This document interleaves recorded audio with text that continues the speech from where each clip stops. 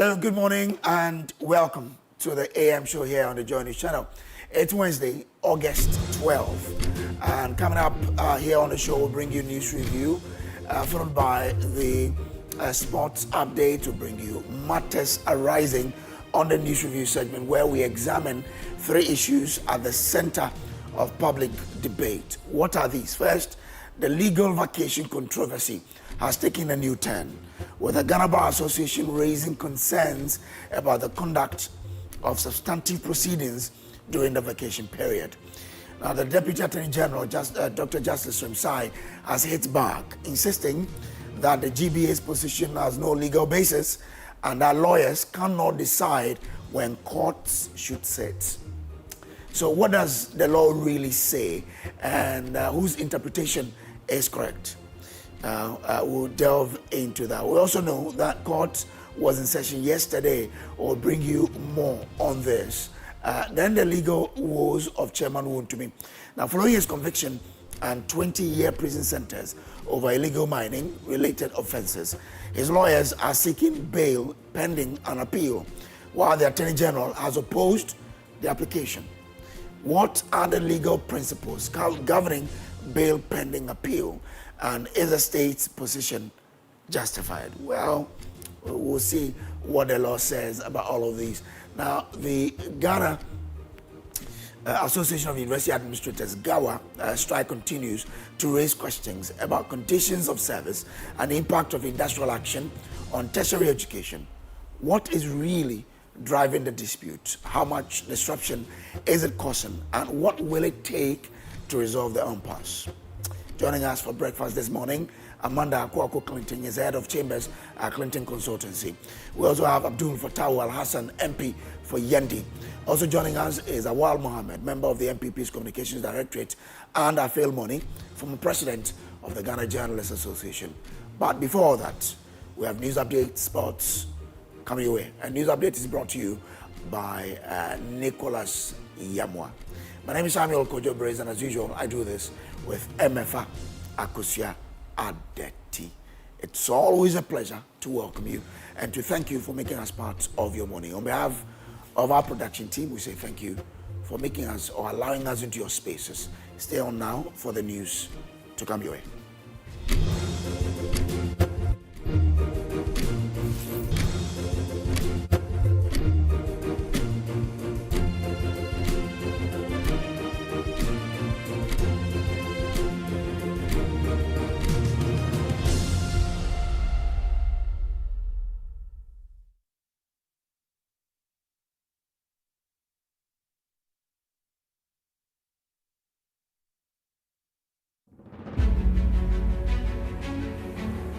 Young people are stepping up in the wake of the devastating changing weather patterns.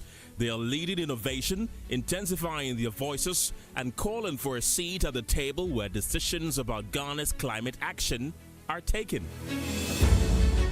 This International Youth Day, Joy News and Water Aid Ghana bring together young leaders, policymakers, and changemakers for the Young Leaders National Roundtable on Climate, Water, and Ghana's Future.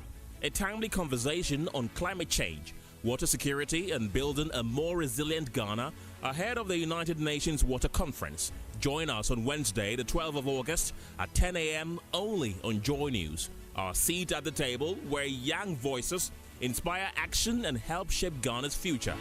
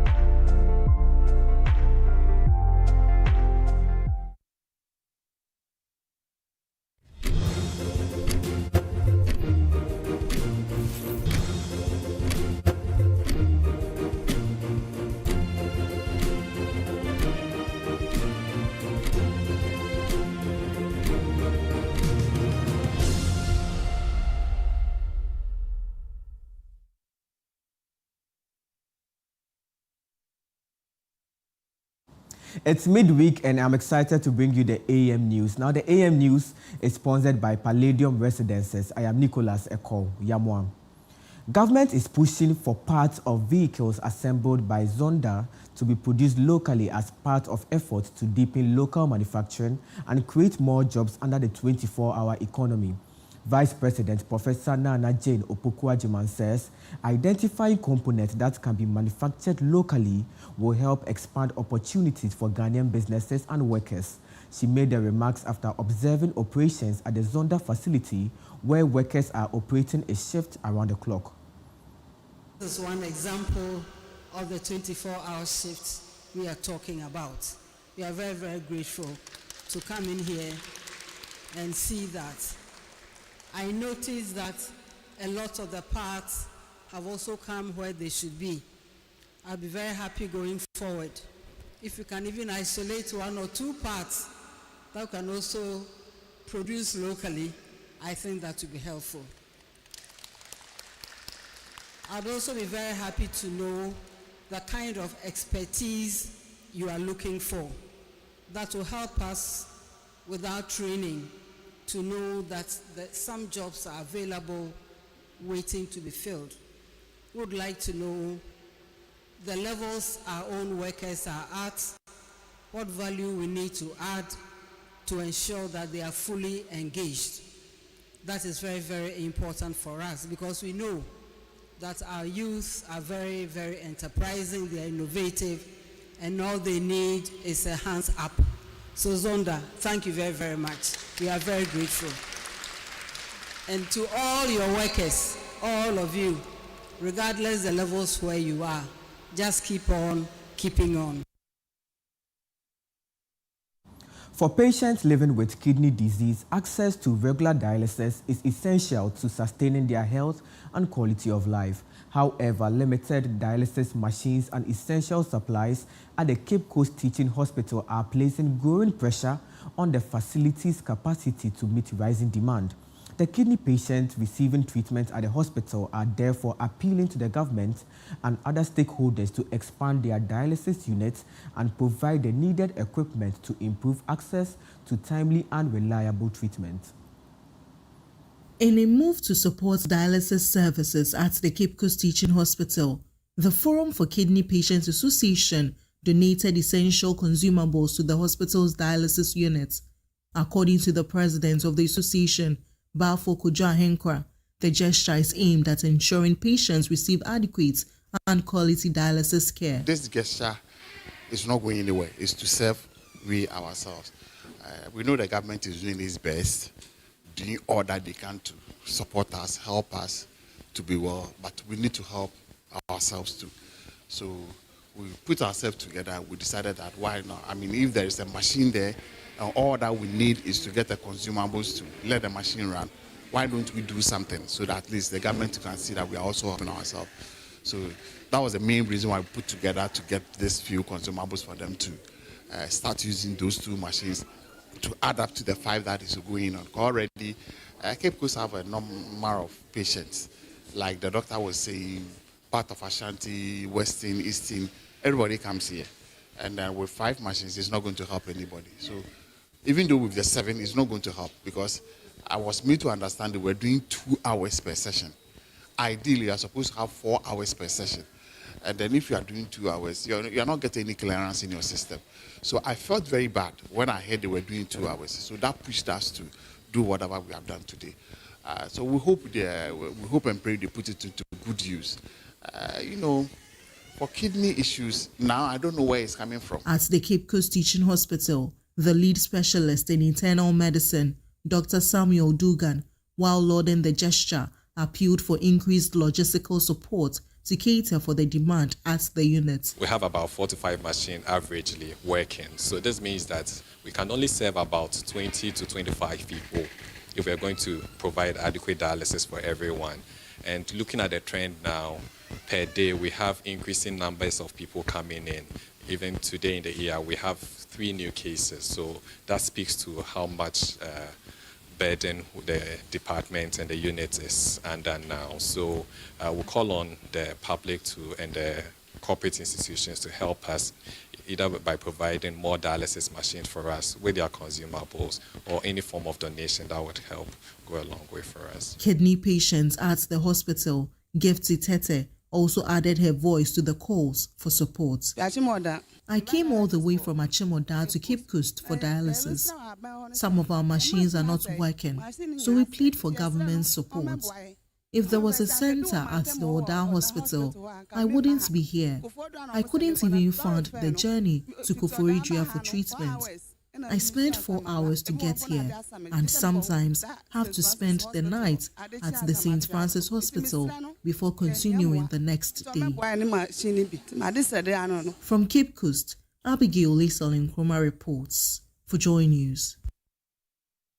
Let's stay a bit longer in the central region because the Bishop of the Cape Coast Diocese of the Methodist Church Ghana, Right Reverend Richard Srem-Sai has expressed concern over the rising cases of indiscipline in senior high schools, attributing the situation to social media influence, negative peer associations, and excessive parental interference in the school administration. Speaking at the induction ceremony of the new headmistress of the Methodist High School, Golda Esi Andam, Right Reverend Abuaje Andam reaffirmed the church's commitment to promoting moral values and discipline among students. He, however, called on parents and other stakeholders to take greater responsibility in addressing the growing challenge.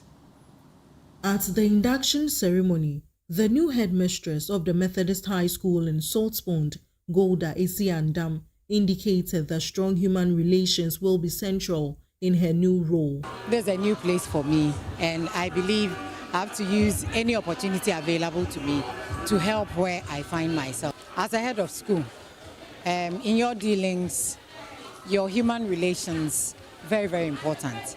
I think that's something that I was able to bring along when it comes to my work at Swesco, and over here too. I intend to ensure that when it comes to human relations, it will be top notch. And so when that happens, people are very ready to come to your aid whenever you call. And for this school, being a Methodist school, I know that the people called Methodists will definitely hear and come and support, just as Swesconians were able to support their school.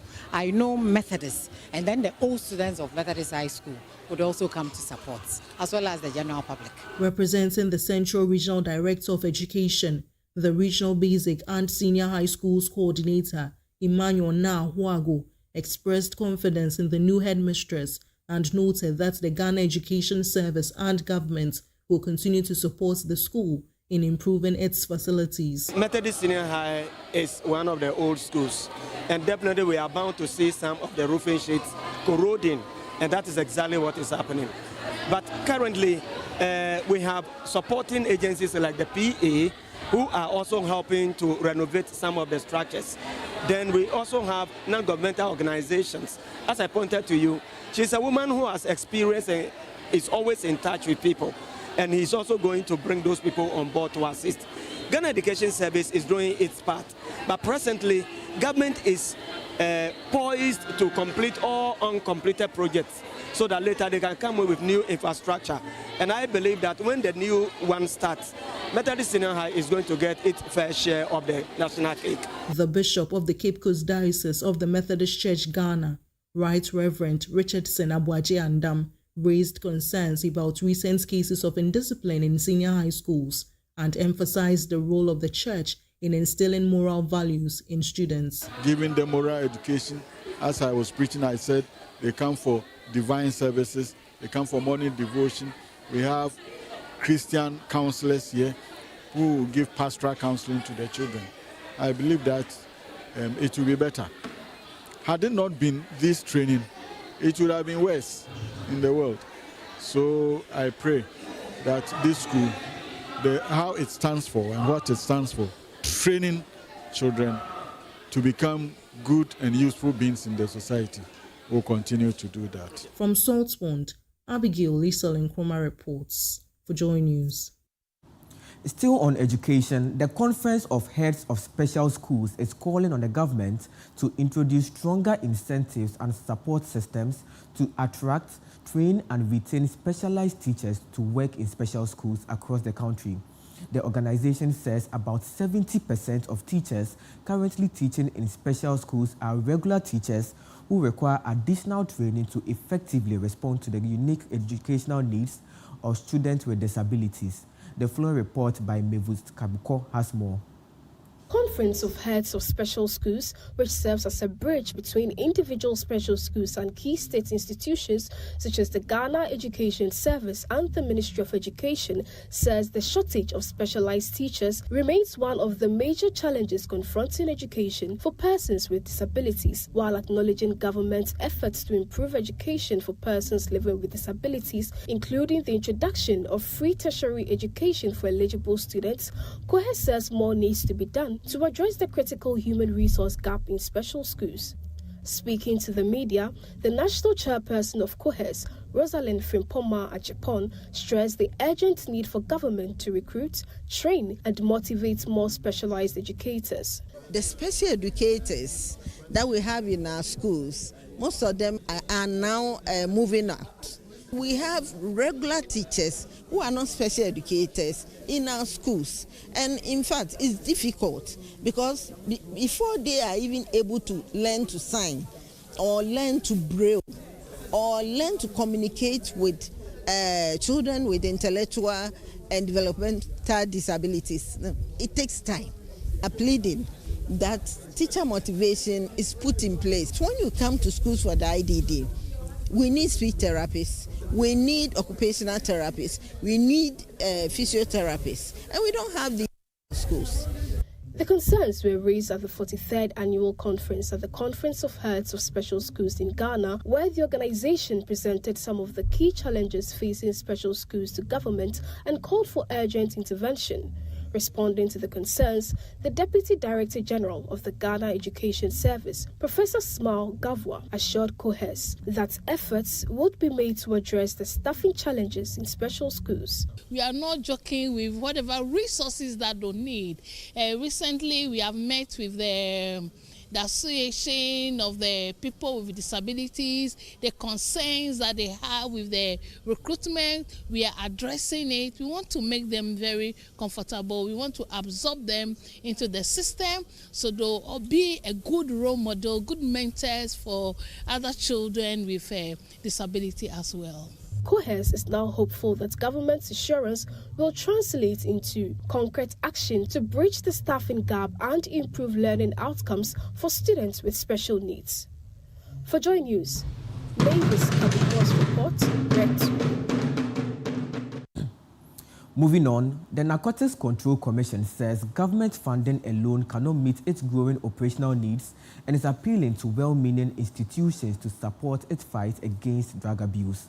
Director General of NACOC, Major General Maxwell Obuba-Mante says, while the Commission is working to build a professional institution capable of effectively educating the public and enforcing Ghana's anti-narcotics law, budgetary constraints have made it necessary for the Commission to seek support from private institutions and other benevolent organizations. He was speaking at the donation of IT equipment to the Commission.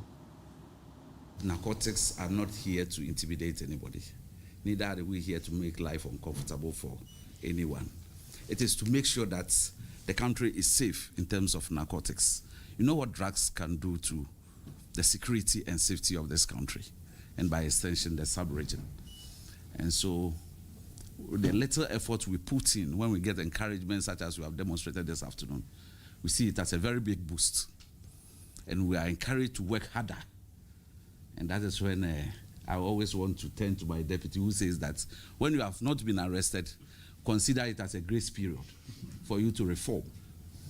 And so the gadgets you have presented to us this evening is going to encourage us to work more. And so those who are enjoying the grace period, use the period to reform. Because on the spot reporting and using the IT to support our work will go a long way to enhance our operations. And since we assumed control of this commission, our aim has been to build a professional institution where everything will be on point in terms of educating the youth especially and enforcing the anti-narcotics laws. And that is the enforcement part.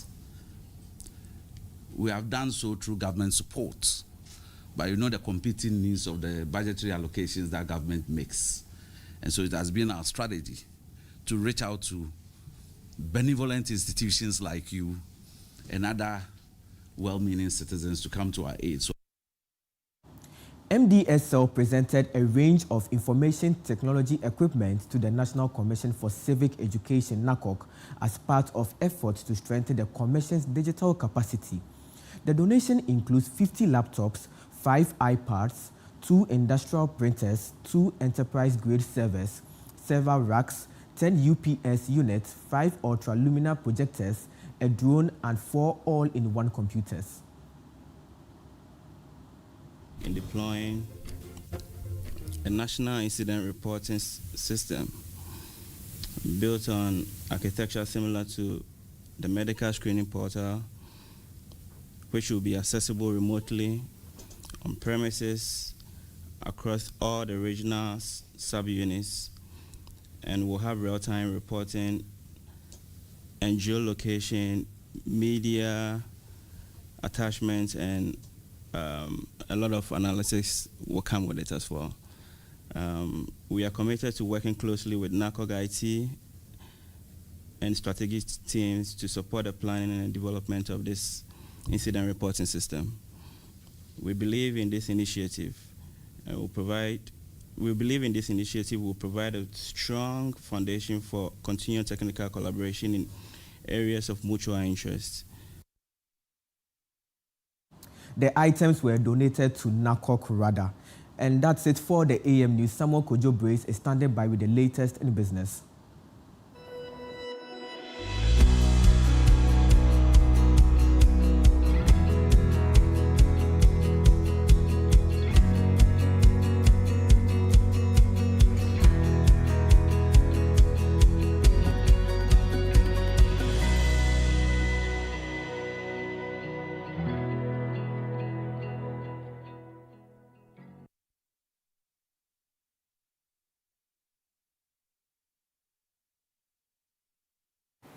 Let's do business now. And economist Professor Peter Korte is urging government to diversify Ghana's export base and reduce the country's heavy reliance on gold as a major source of export earnings. His call follows data from the Ghana Statistical Service showing that Ghana's merchandise trade has risen from $6 billion in 2004 to 52.5 billion in 2025. Speaking on Business Live, Professor Korte said greater investment in value addition is needed to strengthen Ghana's export earnings and ensure more value is retained locally.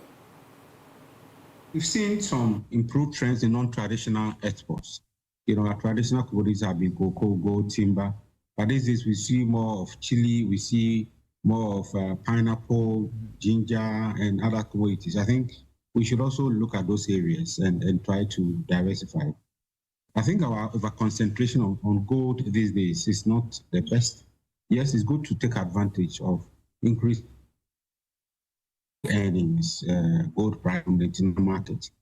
But we certainly have to diversify. Whatever we get from gold, we have to diversify, move some into irrigated agriculture and other value-added products, because gold prices will not stay high forever. It will change. Crude oil, the same. We are mining or exporting oil.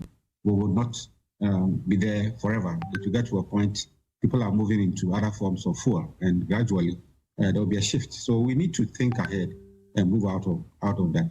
We are not processing the oil as well. It's recently that my oil refinery is being revamped to process oil. So we produce crude oil of high value, high quality, and we export in this crude form.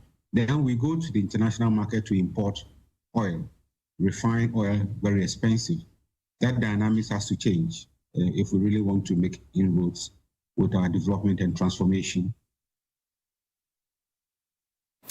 Now, total foreign currency deposits held by the commercial banks in Ghana have recorded significant growth, reaching a new level at the end of June this year. Fresh data cited by Joy News shows The increase in foreign currency deposit reflecting development in dollar liquidity within the banking sector. There is more in the following Business Desk reports. The data picked up from the Bank of Ghana can be described as interesting. This because over the past 6 months, the regulator of the banking system has moved to enforce existing foreign currency regulations that has made it difficult to move dollars around. Prevent persons from moving forex across borders made it difficult for those that are not mandated to sell or trade in foreign currencies to do so. Some commercial banks have even made it difficult to even keep dollars in your bank account as they are moving to enforce the Bank of Ghana regulations. So for some, could it be said that these accounts are for large corporates and small businesses that are mandated to hold forex and trade in foreign currencies in this country? Or maybe these are again normal individuals who have been able to bypass the checks to hold forex in their bank accounts. And that's it for Business Update. Back to you, Nicholas Yamwa. Thank you so much, Brace, for bringing us the business updates. But what should we expect in the news review today? There are a lot of issues happening. The legal vacation, for example, has become major. Whether some lawyers have threatened they will not be in court for their hearings. Yesterday, their cases were there, but they weren't in court. And it was heavy on PM Express. So we'll delve into that. People should expect it. I think it's an issue that we all need to listen to the experts analyze. Okay. I'm looking forward to that conversation because of the controversy around it, and sure. also bringing it, closer to what the Constitution says about the legal vacation. So hopefully we'll pay attention to it and see how it goes. Mr. Yamo, I'm grateful. Well, and that's it for the AM News. I'm Nicholas Eko-Yama. The AM News was sponsored by Palladium Residences. We have more coming for you on the AM show. Up next is sports.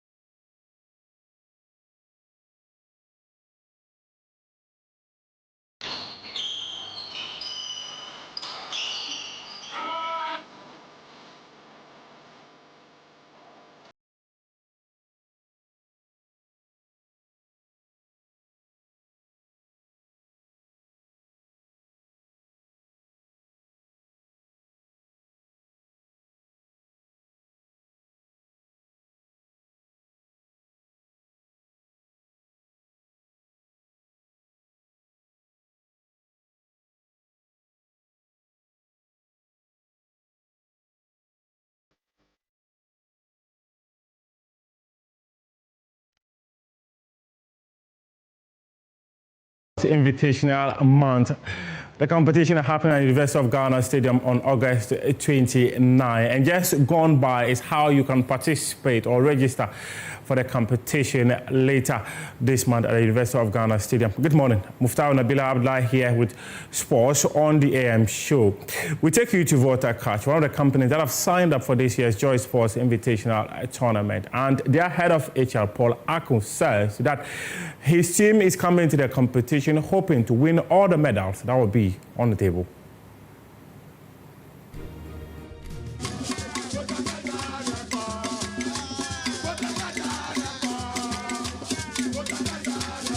You are an incredible team. You are an incredible institution. And I like the energy you people have brought on board to the Joy Sports Invitational Tournament. You see, it is important to know that if you need safe and quality fish, you can only get it at Volta Catch.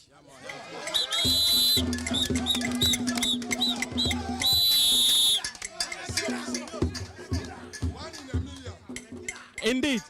1 in a million, because Volta Catch, they render the best of services. So whenever you need the best fish, which is of a high quality and safe, get in touch with Volta Catch.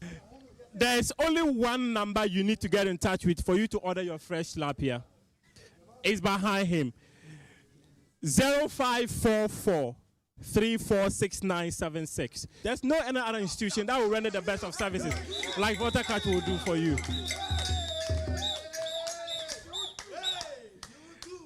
Well, as an institution which render quality service and provide the best of fishes out there, you know how they do it.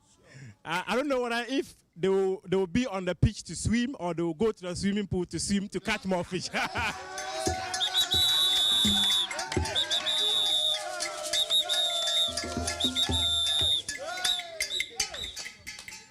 29th of August, Joy Sports Invitational Tournament. And there are going to be lots of activities. The moment I saw his dressing, I knew I have met my destiny helper. Yes, definitely. You've met your destiny helper. You know, Volta Catch, we change people's destiny. Not only do we sell quality, fresh fish, but the fish you're getting is very delicious. So with our tilapia, definitely your destiny will be changed. Indeed, and I knew it. I knew I was at the right place. I knew I was at the right place. Talk to me about what makes Volta Catch special. The uniqueness is the taste, is the quality, and is the freshness of the tilapia. So you can get your tilapia straight from the lake today, straight to your plate. So where else can you get fresh fish from the lake straight to your plate within 1 hour? Nowhere else but Volta Catch. So whenever you go to the market, please look for Volta Catch tilapia. My turn Volta Catch no my tour for like 3.5 years now. And you come it's na me go so am ton. It's me aka say na me dey come to be abetimi abetobi. On Saturday, yes, you and your team will be in the Joy Sports Invitational Tournament. Yes. What should we expect from you? Oh, you know, last year was the first time we were participating. So we've taken on board the feedback. We've taken on board what we need to do. So I, for one, I've been training for arm wrestling for the last 1 year. So my team, we have a dedicated team on our premises at Pakadan. They've been in camp for 3 months now. We've been waiting for this occasion. So last year we were just participating for participating's sake. This year we're going to win the medals. Not so. Yes. One of the companies I visited told me that they have gone to hire Pep Guardiola to manage them ahead of the competition. Who have you hired? Why do you need Pep Guardiola? Somebody who has already retired. You have me, upcoming coach. Yes. Volta Catch. Yes. So, with a coach extraordinaire like myself, who needs Pep Guardiola? Someone who's on retirement, who needs a Mourinho? Volta Catch, do we need any of those people? Thank you. So you have me. You need me there. Yes. We'll meet you there on August 29 at the University of Ghana Stadium for the Joy Sports Invitational Tournament. But there are lots of events. Arm wrestling, there's football, there's swimming, there's a female penalty shootout, CEO penalty shootout. Which of them do you think you're walking away with? Oh, we go to every battle prepared. We don't go just to participate. We go to win the medals. So we have looked at all the activities, CEO free kick, ladies, running, swimming, everything. We are participating to win. We are not just participating for participating sake. We are going to win. So my guys are all ready. We are very ready. So we are coming to win. So take note, all the other companies, we are coming to win, not to participate only. Yes. Well, you have the warning from at the University of Ghana Stadium on August 29 to experience the Joy Sports Invitational Tournament. It is the only space where you have a proper appreciation of what up-and-coming coaches like him can do. Oh, Charlie, the only up-and-coming though. Thank you. Yeah. Who are we?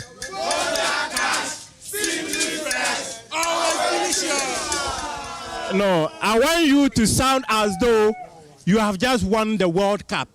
Who are we?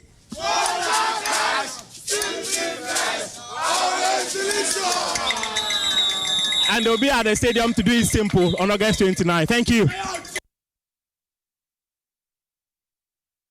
Salaries Commission later today, as well as Best Education Services and 3D Wireless Plus later today as we build up to the Joy Sports Invitational Tournament. If you haven't signed up, get in touch with the Joy Sports team or the events team of the Northern Media Group to be a part of this year's Joy Sports Invitational Tournament happening on August 29 at the University of Ghana Stadium. Now let's talk Democracy Cup. The Speaker of Parliament, Alban Sumana Baguna, has unveiled the 2026 trophy.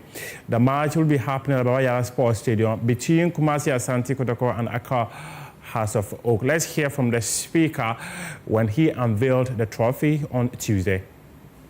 I'm happy to hear that the teams are preparing feverishly for the game at the end of this month. We'll do all we can to be at Kumasi. And really, my father, His Majesty, the Royal King, says he will be there to participate. So we are glorified, and we believe that, as usual, the Bawayala Stadium will gather the numbers that we want. It's good reason that sometimes the national competition, we take it to that football stadium because the supporters there are more passionate, more committed, and more exhilarating than the other sports stadium. And this is an appeal to the Accra Sports Stadium, the National Sports Stadium, for the players not to, the supporters not to be at home and only be better referees than those on the field. Please contribute your quota. Let's invest in this game. This game is not now an entertainment. It's a business. And it's a great investment. This is just the 3rd edition. And you can see the success, the impact, and the publicity it has had so far. We've now gone beyond the borders of Ghana. We've gone beyond the continent of Africa. And we're now at the global scene. And as our brother has just mentioned, Mr. Kojo Fienu, we have the Sunderland Club, football club, which just returned after a few years of relegation and is ranked the 7th at the Premier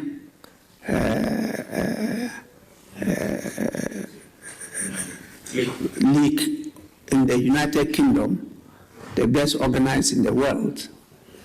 Of so many clubs, they came 7th. They are now partnering us, and we've chalked success and getting them to brand their products and logistics, particularly their jerseys. Former chairman of the Ghana League Clubs Association, Kojo says Asante Kotoko and Accra House of Folk are committed to making the Democracy Cup a success. We need to follow this event for some time now. I watched the first edition.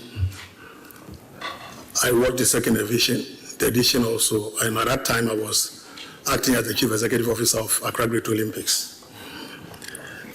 I've seen the start of the third edition, and I want to say that this competition is moving or growing from strength to strength. It's becoming bigger and better, and this year's edition is not going to be an exception. This year, we introduced the youth tournament that ended on a high note, and just an interesting curtain raiser involving our ladies from Parliament and ladies from the Judicial Service. We had the privilege of seeing a couple of our lady MPs featuring in that game. The game ended 2-2 though, but the parliamentary team could only score a penalty out of the 5. And that's losing the trophy to judicial ladies. But it was so exciting to see members of parliament rubbing shoulders and being in public. So we are bringing parliament closer to the public, and I think that this competition is really playing that role. As we prepare to go to Kumasi, where Has and Kotoko will lock horns, what is unique about this version is that for a very long time we haven't had a high-profile match serving as a precursor to the season. But this year we're going to have Kotoko and Has ushering in the 2026-2027 Football League season, and I think that it is this intervention by the Right Honourable Speaker is going to serve as a long legacy that is going to live with us, those of us who are into football. Kumasi is going to be set agog with this trophy, and that we are excited about the commitment by the two clubs. Those of us on the football area will realize that House of Folk has withdrawn from a couple of pre-season competitions to prepare well for this competition.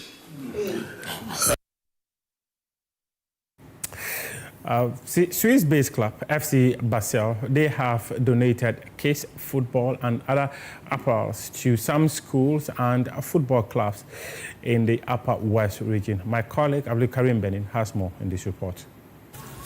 The donation included multiple sets of jerseys, socks, training wear, and track suits, providing much-needed equipment for young footballers and teams in the region. Among the educational institutions that benefited from the latest donation were Tumu Senior High Technical School, St. Clair's Technical and Vocational Institute, Vamboy Basic School, and Bande Basic School. Football clubs and teams that received kits included Cheria Ladies, Soccer Babies, Kulfo Dreams, Malema FC, Kong Danger Stars, and Hila Stars. The items were presented by lead sports editor at Joy Sports, Fentu Tahiru Fentu. Last year, FC Basel sent down a couple of jerseys, and we managed to send them to a couple of institutions. My alma mater, Canton Secondary School, were one of the beneficiaries of that. The videos we sent back to the club, they were super happy with the impact that those donations made. So this year, they've sent so much more.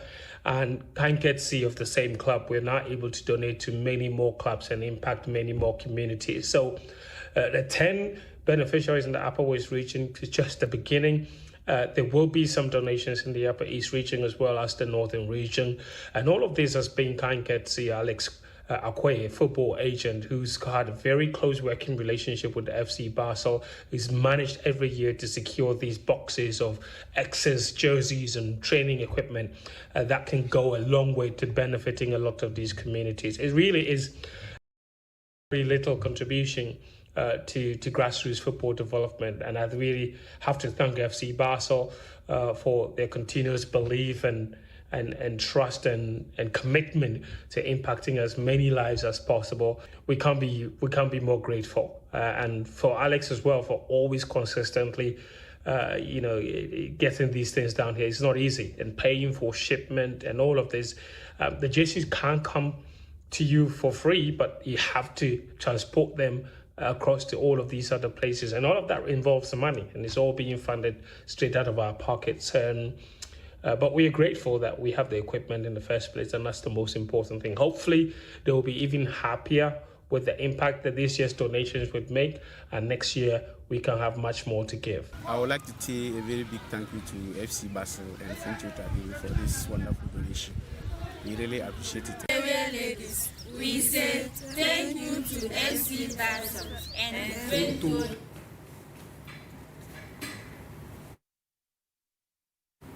Later tonight is the UEFA Super Cup, a contest between UEFA champions and Europa League champions. Aston Villa up against PSG. We hear from the managers of both sides, Unai Emery and Luis Enrique.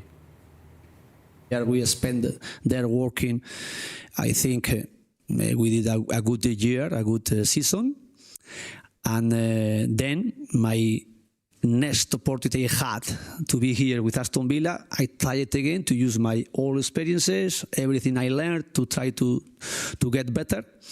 And here we are, since I arrived here 4 years more or less. And of course, I am so happy how we are responding, how the players are responding, how the club, how the supporters, how we are building everything, how we are trying to develop, getting better, all the things we can have.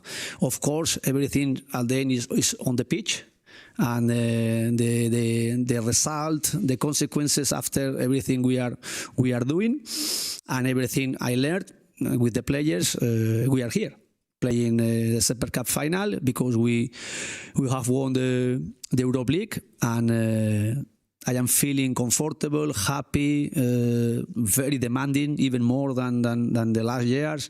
Of course, the players as well, they followed us, everything we are trying to set in our standards, in our everyday, and how we want to build our mentality. And this is the reason we are here, of course. We're looking to win this match. And if you look back in the history, it's difficult to find a team that wins all the time, and that's what we're striving for. Hello, Coach. From what you have seen since you resumed training, do you think that Paris Saint-Germain is ready today? And how are you managing this get back to play with 2 potential trophies? Well, I remember last year was very specific. It was beautiful, and same this year. I repeat myself. We're happy because it means that we did a great job in terms of preparation. It's a bit complicated to manage, to know exactly how each and every player can play. Tomorrow we'll see that. We'll try and be at our highest level, but it is complicated. And for the first time in the history of European football, a referee from Africa will be at the center stage making the decisions in the context of a UEFA match. It is Somali's referee Omar Atan, who was denied entry to the USA to officiate at the FIFA World Cup. UEFA called him up to come and supervise the contest between PSG and Aston Villa. This is our wrap-up AM Sports here with me, Muftau Nabila Abda. But before I go, thank you to Loom Fashion for this outfit as always. You can get in touch with them on 024-650-1801 for them to produce a same or even a much better one for you. The newspaper review is coming your way up next.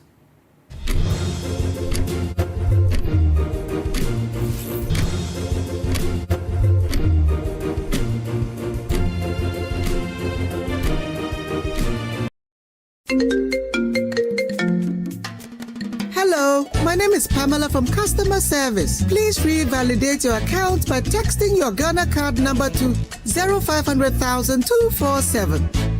Hey, Abili, wabadim. Madam, give me the numbers behind your ATM card. I'm calling from the head office. An email was delivered across to our customers this morning.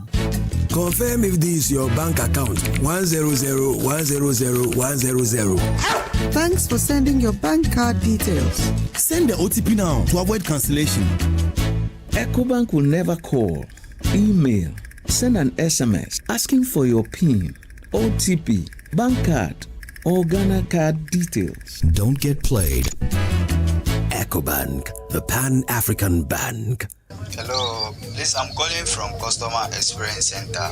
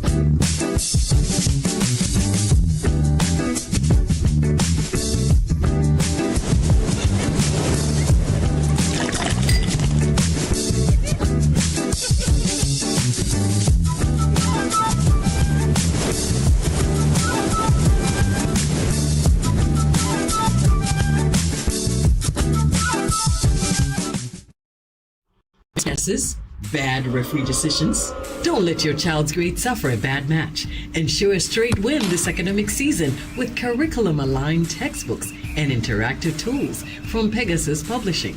From preschool to senior high school, we have the exact game plan your kids need to ace their classes. And because it's World Cup season, you get a massive 20% off every single book. Don't drop points. Call 059-50-10175 or dash to Pegasus Publishing in Accra, Newtown, right opposite the Total Energy Station. Free delivery within Accra when you call. Pegasus Publishing, shaping minds, winning futures.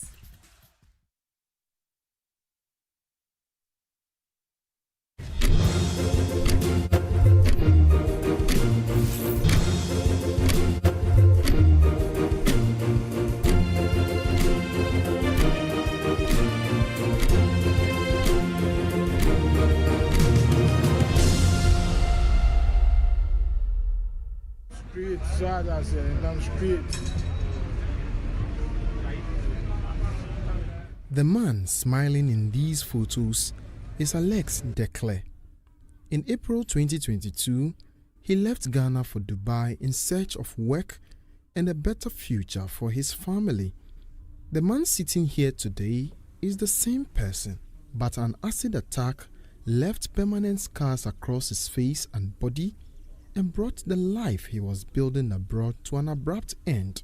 I traveled to Dubai, that was 2022, April, and I went there. And you know, Dubai is a country that is a tough country. You not get there, then you get a job. You have to take it difficult before you can get a job. So I stayed for 8 months before getting a job. And the job I got was a decoration job. So it got to a time I supposed to cancel from that work because my own handwork is a driving work. So I supposed to cancel from the work and go and look for another work. So I went and looked for another work. That was when I went and got a mechanic company. Alex shared accommodation with Ghanaians and other nationalities, often supporting those without work. One day, he says tension with one Ghanaian housemate, Michael, escalated. We start exchanging of words. So that was then Michael told me that you see what I'll do to you, I'll show you. I did not take it serious because I know that I did not do anything bad, wrong to Michael. So I'm not having any bad intention about him. So the way he told me that I will show you, I did not take it serious. Alex alleges that the following day, Michael confronted him again. He says the man first attempted to strike him, before returning with a clear liquid in a bottle. He later learned it was acid. That time, because of the heat, so I removed my shirt and hang it on the dryer before I'm in the kitchen cooking. And he came back not knowing he opened the bottle already. So he got near me. I turned my face like this and he just poured it on me. Because I'm not wearing top, he poured it on my face and all my body do like this.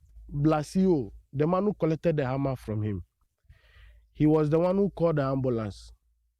So the ambulance came and picked me to the hospital. I did not see anything again. So the only thing I see is that I wake up. That was 2024, January ending. And I wake up. So that aspect is my mom that can say something about that. By the time I wake up, the only thing I see is a CID came to me, a policeman came to me, and he brought a picture showing me that, is this the guy who poured the acid on me? And I said, yes, this is the guy. And the CID said, okay, they have arrested him, so I shouldn't worry. After Alex was discharged from the hospital, the case was referred to the public prosecution in Dubai. He also approached Ghana's mission in the United Arab Emirates for assistance. According to Alex, the mission gave them the contact of a lawyer and provided 2,000 dirham towards legal support. But he says the lawyer did not attend court and later demanded additional 24,000 dirhams for legal expenses. With no money for legal representation, accommodation, or food, Alex abandoned the process and returned to Ghana.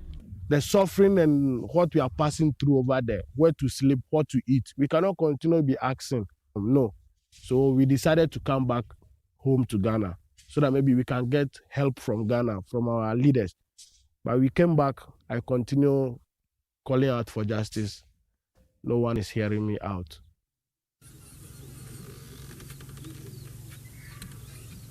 This unfinished room is now home to Alex, his wife Monica, and their 2 children.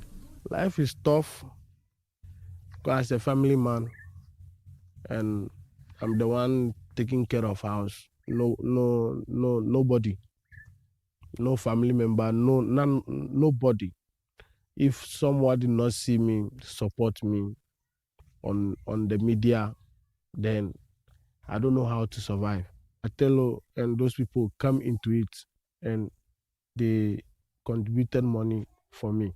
And people too saw me and they give me this place that I should stay. So the money they donate for me, that was the money I used for the burger proof and the roofing and ceiling for inside.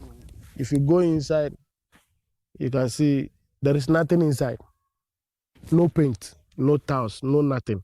If rain is falling, the water, if wind is blowing, the water will be entering the room. There is no washroom, no toilet, no nothing inside the room. So if you go to toilet in the evening or someplace, unless you go to the bush. And these children going to the bush at night, including my wife.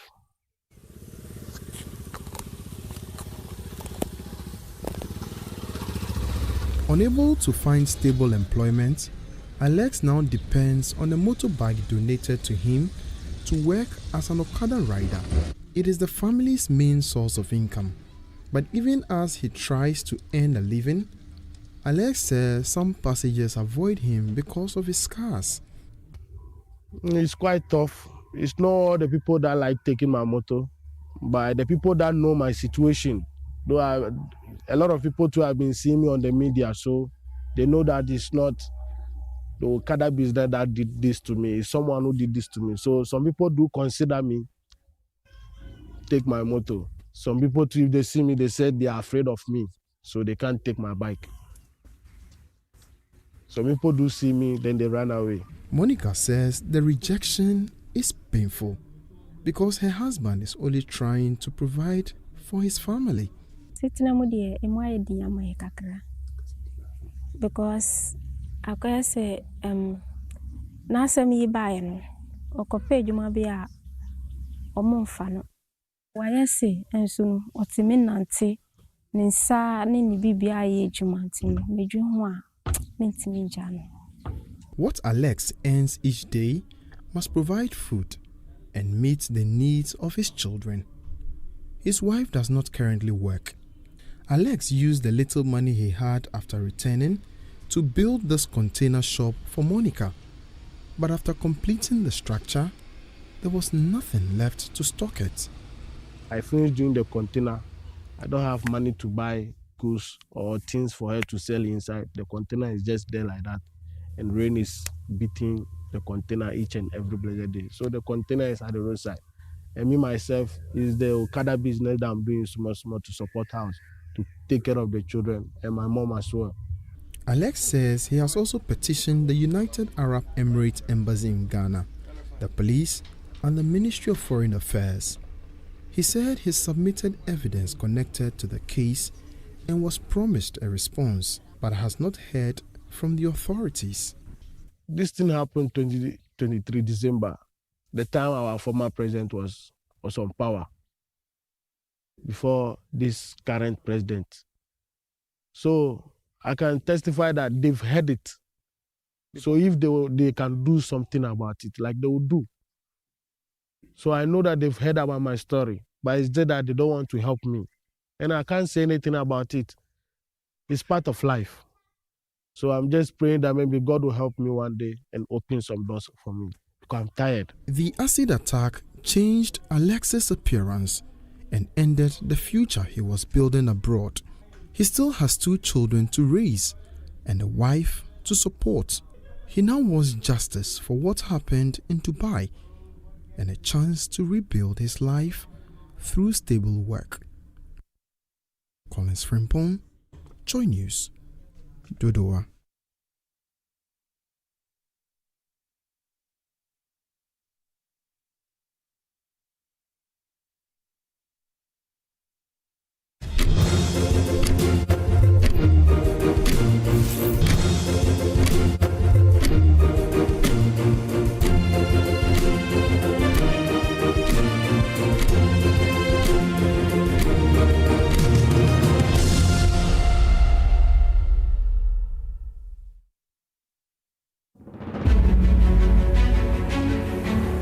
Young people are stepping up in the wake of the devastating changing weather patterns.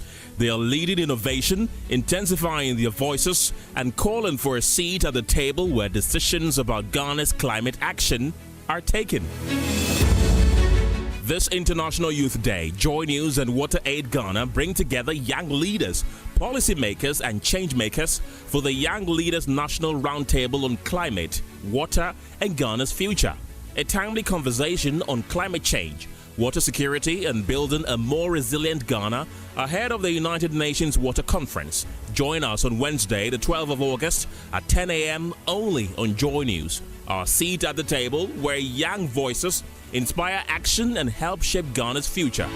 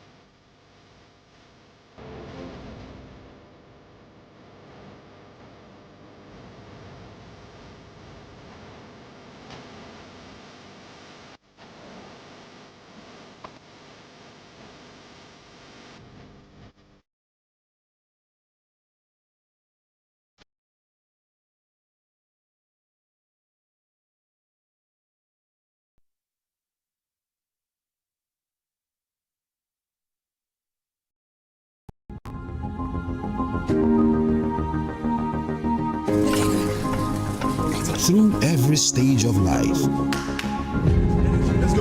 some things simply stay with us. The spirit of never giving up.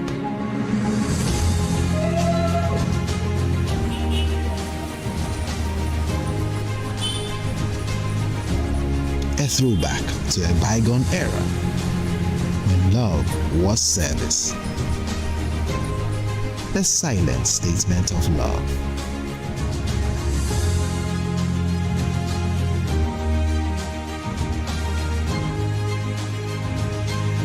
A thoughtful gesture that deepens bonds, balancing work and life. Every drop refreshes, every sip hydrates, just as it should. I am awake, one for life. Drink water, drink awake. Supporting the National Cardiothoracic Center.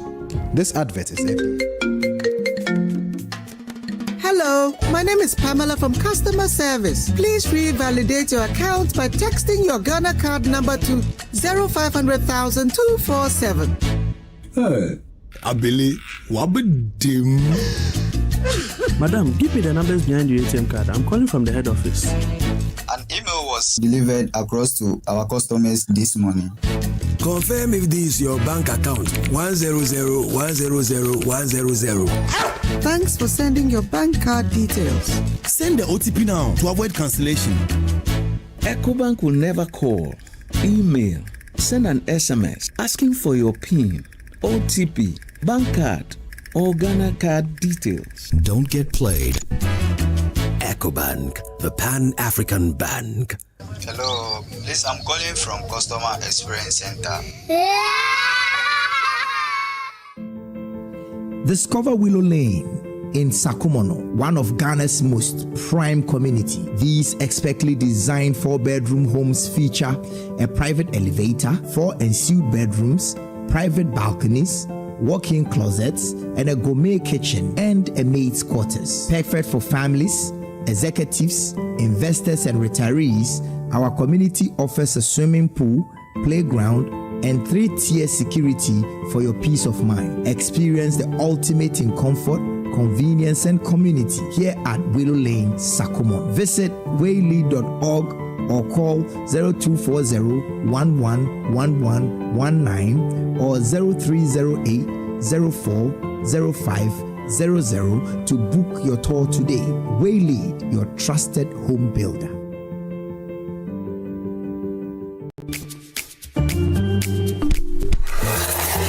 Hey buddy, it's me Azar. Yeah, me now they see. Hey, you look fresh. Wait till you see what's inside me. Azar, freshly made inside and out for greater coverage and colors that last longer and beautify your walls, spaces, and places. Azar, no size. Go ahead, buy now. Azar, #1 from Azar Group since 1921. So this strategy will lead. Oh no, not again. Say, relax. The generator will come on now. The generator is not working. Why stress yourself when the experts are just one tap away? Introducing Left Power, the smart emergency support app from Left Signature Limited. With Left Power, certified engineers respond fast, anytime, anywhere. No delays, no stories. Hello, sir. This is Left Signature Limited. The request has been received and our engineers are already on their way. Please relax. We've got you covered. This is professional. Every Left expert is certified, verified, and can be tracked in real time. Oh, you'll know they're coming before they even arrive. From electrical engineering and solar power systems to data center management, cloud services, smart automation, and software development, Left Signature delivers excellence, fast, reliable, and professional. Left Power. Your solution is just one tap away. Available on Play Store and App Store.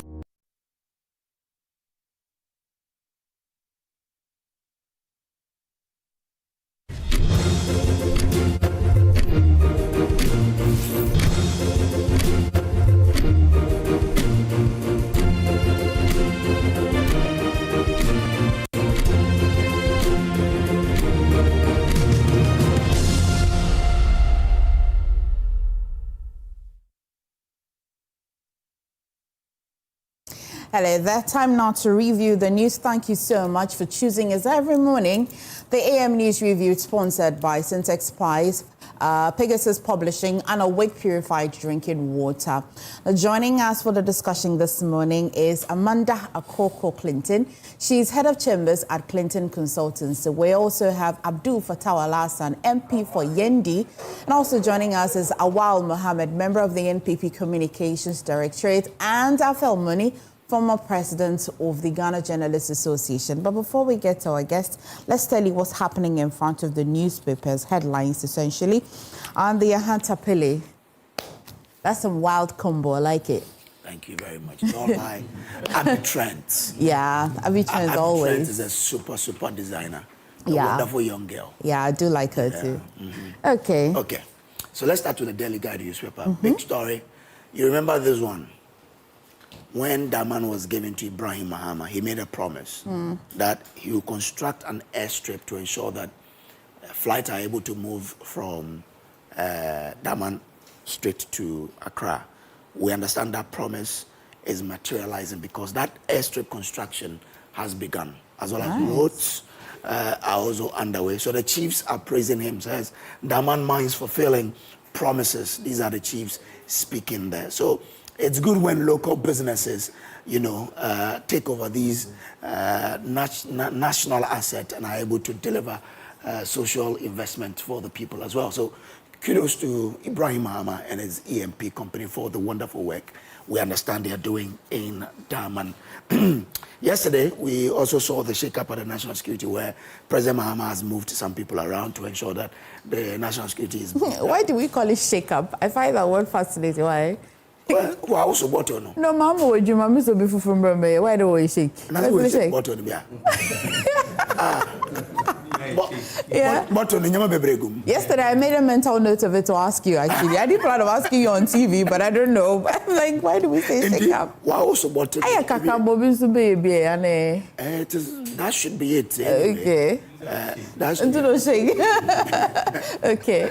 Okay. Edubo in a trial judge insists on legal vacation hearing, but the lawyer says, lie. Me, I won't step there. So he says that he's enjoying his holiday. He's made plans. You cannot compel him to come to court when he has to enjoy the legal holiday. So let's see. It's on your table, I think. Yes. And luckily we've got 2 lawyers here. We'll get some clarity on that. Great. Yeah? Sawyer Committee got Growth 82 registration date wrong, 4th Estate. You remember the Dodi Pepesu Road? They awarded a contract to a company, and some people raised issues with it. Valerie Sawyer had a committee. She chaired a committee to delve into it. They came up with a report, but the 4th Estate is saying that the date on which they say Growth 82 was registered is wrong. They got it wrong. Details are on page 6 there. AG opposes Wuntumi's bail pending appeal. AG's argument is that Wuntumi is a huge flight risk, and therefore they are opposing the bill by Wuntumi's lawyers.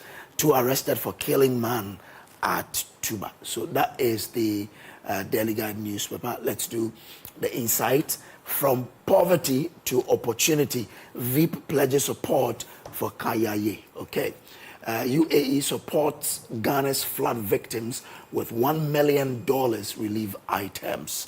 Medical academia faces continued censorship of evidence-based discussions on Gaza and Lebanon. So those are the stories on the Insight, the front page of the Insight newspaper. Let's do others.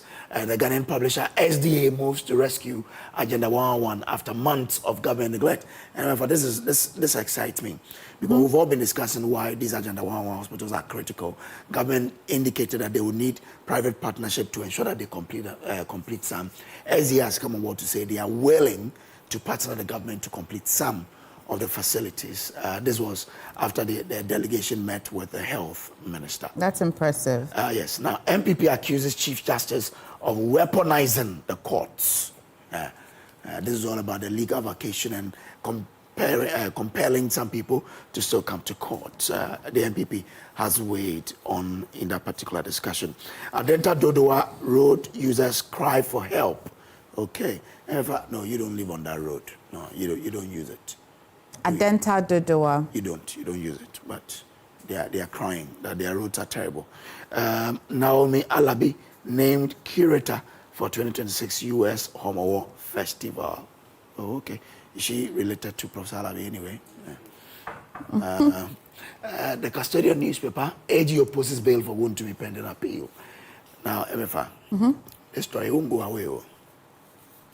U.S. investigators flag $52 million. Ten no defin fan article. Second. Ten no defin fan article 42 no. I'm 52 on.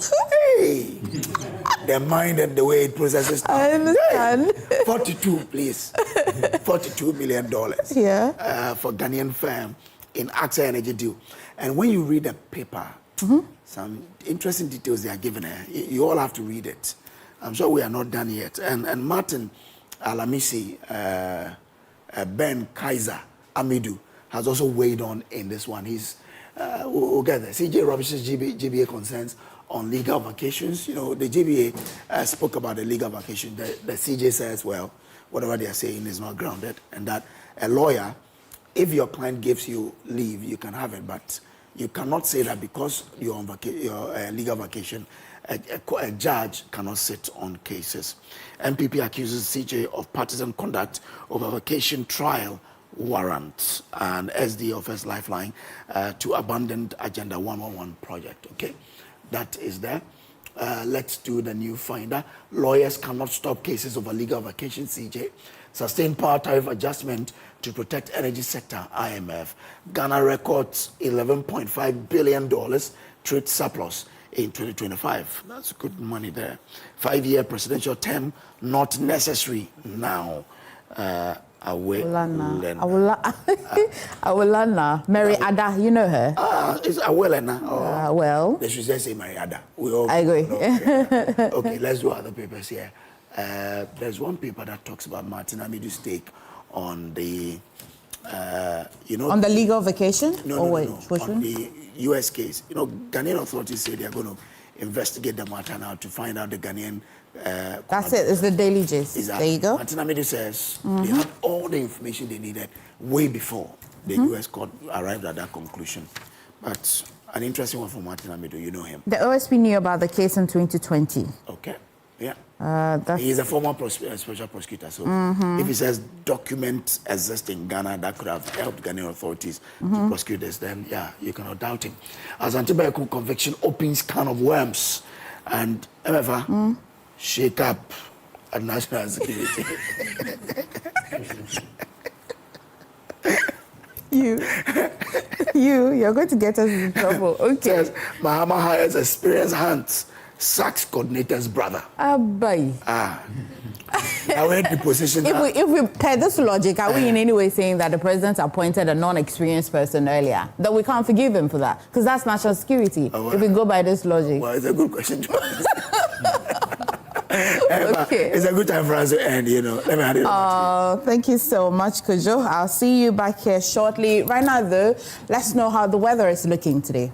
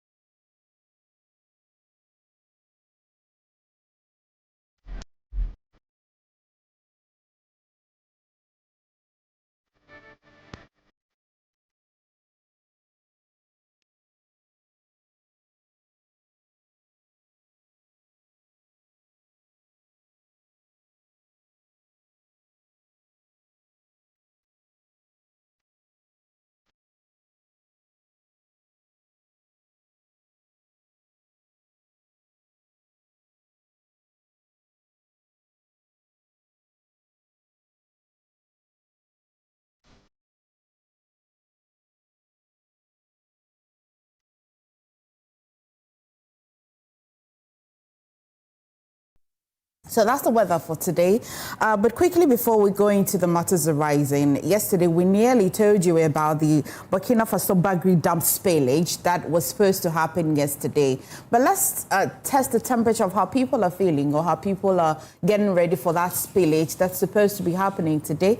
And my colleague Albert Sorry and also our Upper East correspondent is on the phone to give us an update. Albert, yesterday I was hoping to talk to you. I'm glad that you're able to join us this morning. What's the situation there this morning? Has it started? Will it start today? What are residents saying? What's NADMO as well doing? Good morning.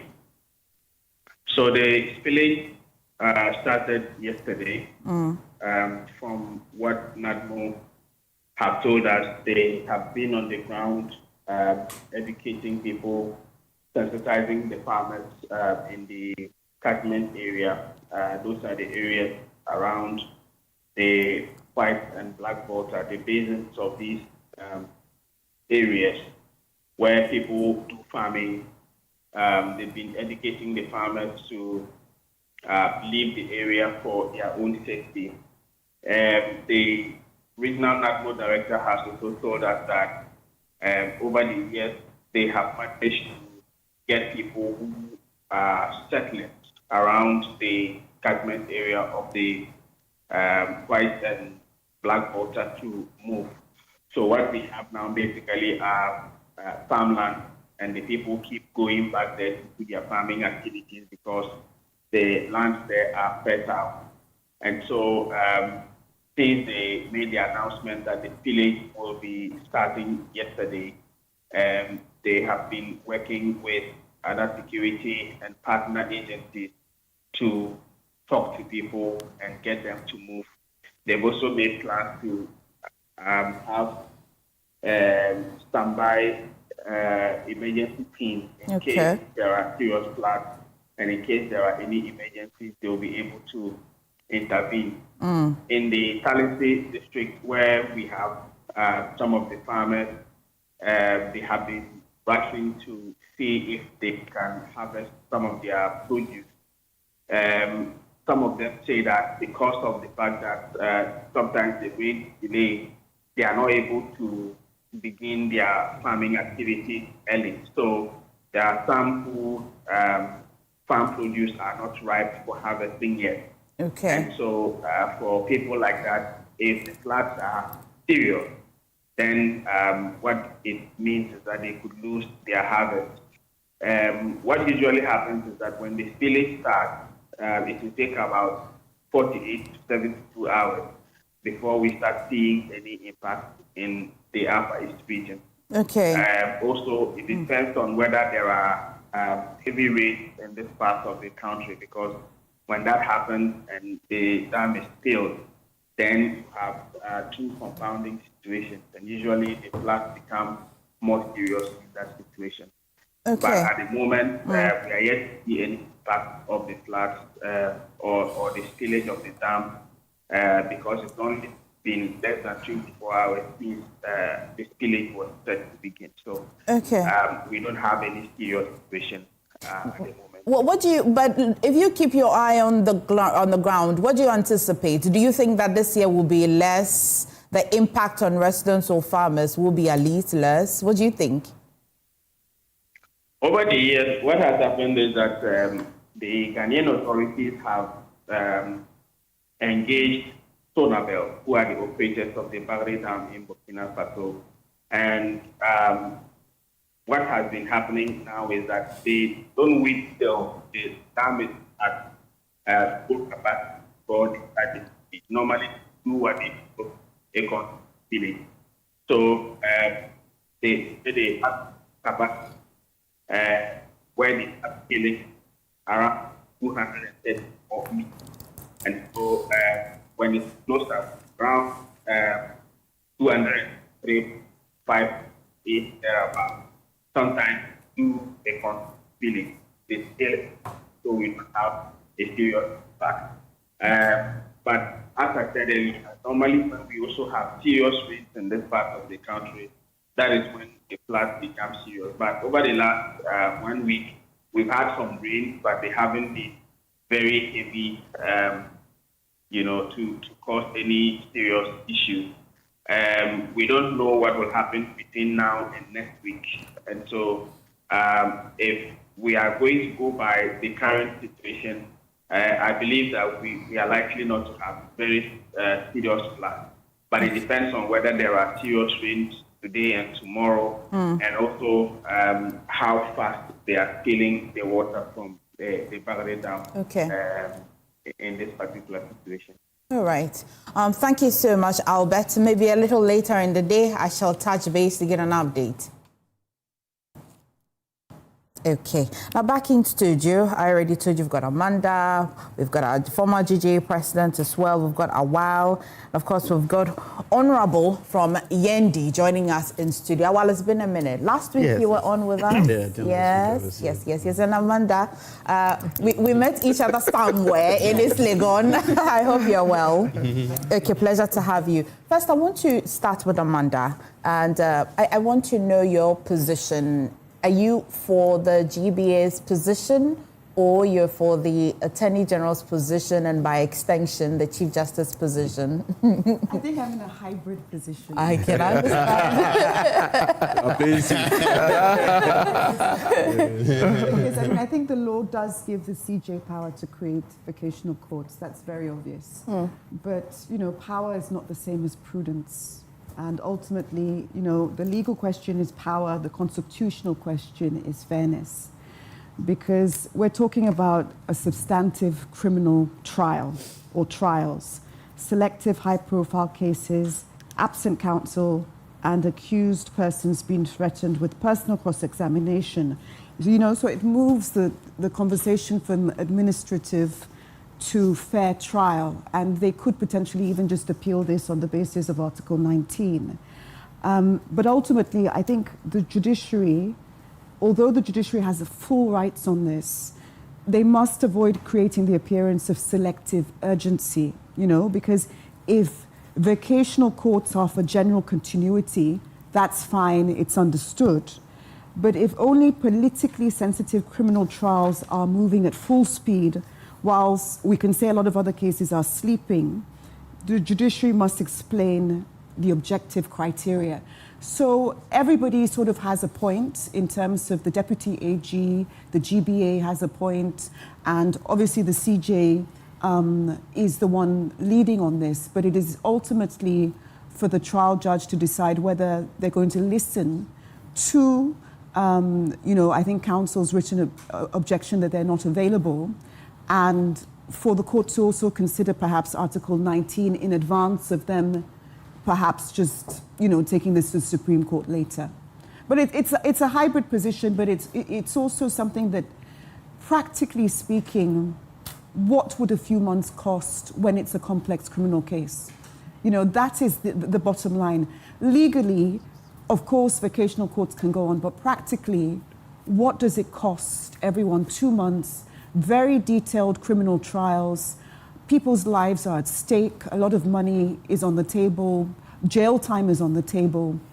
This could wait a few months, and the lawyer handling the case sort of has deeper knowledge and deeper exposure to the case, and the end result will come in any case. I mean, that's just my view on this. Okay. For those who are the accused persons in this matter, do they not want this finishing quickly so they get to know what they would, because by now your lawyer would have you would have told your client what the chances are, or? Yes, but it is also a case of being slow but sure. I think with criminal trials in particular, with even civil trials, it's better to be slow but sure and to get the outcome you would ultimately want. Okay. And again, this is a complex criminal trial that involves a lot of documentation. It's nuanced. It's people would have to be called, and they just might want to do this after a legal vacation, which is fair. But ultimately, it is for that judge to decide whether they're going to, take that written submission from the lawyer or take that letter and adhere to it. But personally speaking, I don't think 2 months will cost anything. And I think optics-wise, it may make the government look like, what's the rush? Okay. Sort of thing. Okay. Well, for you, I mean, many say that this is not new, Mr. Money. They say that we hear the word unprecedented, but there's a pushback that is not unprecedented. Many have cited cases in 2011 when the then Chief Justice had also issued a warrant, but that was not a criminal matter. If you look into that matter, it was purely commercial. But the exercise of that warrant that's guaranteed in the law then was exercised, and so it's not unprecedented. Where do you stand? Are you a hybrid? Are you for the GBA's position? Are you for the AG and by extension the Chief Justice? Then I know where to pose my questions. Yeah. Emefa, you and I belong to a profession which is touted as the best in the world, journalism. And it said objectivity is the purest gem of this profession. So I try to be as objective as possible. Okay. You cited some cases which were held during legal vacations, and we can also add the election petitions in 2013 and 2020. They were held during legal vacations. A point has been made, and it's worth re-emphasizing, that legal vacations are not prosecutorial vacations. The fact that people in the courts, our lawyers and judges are on vacation, certain cases, depending on their hypersensitive nature, depend on their supreme national interests, can be heard during legal vacations. We do understand, because and we know you don't need to be a lawyer for you to experience or feel or appreciate what law is going through. Court work is mentally intensive. Physically, it's also exhausting. So they need this vacation, scheduled time off to recuperate, to refresh, recharge. And they don't even go on vacation. Some write legal opinions, some write judgment. And the right of judgment, Emefa, requires focused attention, requires intense, you need to sharpen the focus on what you are doing. You also need to research. You need to research. So that whatever you come out with will meet the requirements of solid judgment. At the same time, we need to avoid, because human beings are, as we are, we have our limitations. Once we are exhausted, it can reflect in the quality of judgment you write. And when it so happens, the litigants will suffer for it. And litigants are innocent, their career is at stake, their investments are at stake, their families, their dignity, and dignity derived from Latin word decus, this ornament. So the most important aspect of a human being is your ornament, that's the dignity. Your dignity is at stake, everything is online. So it imposes extra burden on judges to come up with opinions, come up with judgments, which will meet the highest standards as far as the law is concerned. So at the same time, laws are made for man. The Bible, which is a perennial spring of wisdom and an infallible guide of conduct, quotes Jesus as saying in Mark 2:27, that the Sabbath was made for man, and the Sabbath was made for man, and no man for the Sabbath. Contextually, we have authority. Human beings can alter whatever legal vacation legal men are entitled to. So, Emefa, my point is that depending on what is at stake, depending on the hypersensitive nature of what is being heard, the case being heard, the legal system should make provision for such cases to be heard. And it is even in the interest of their clients. It is in the interest of litigants if their cases are heard expeditiously so that they will regain their freedom.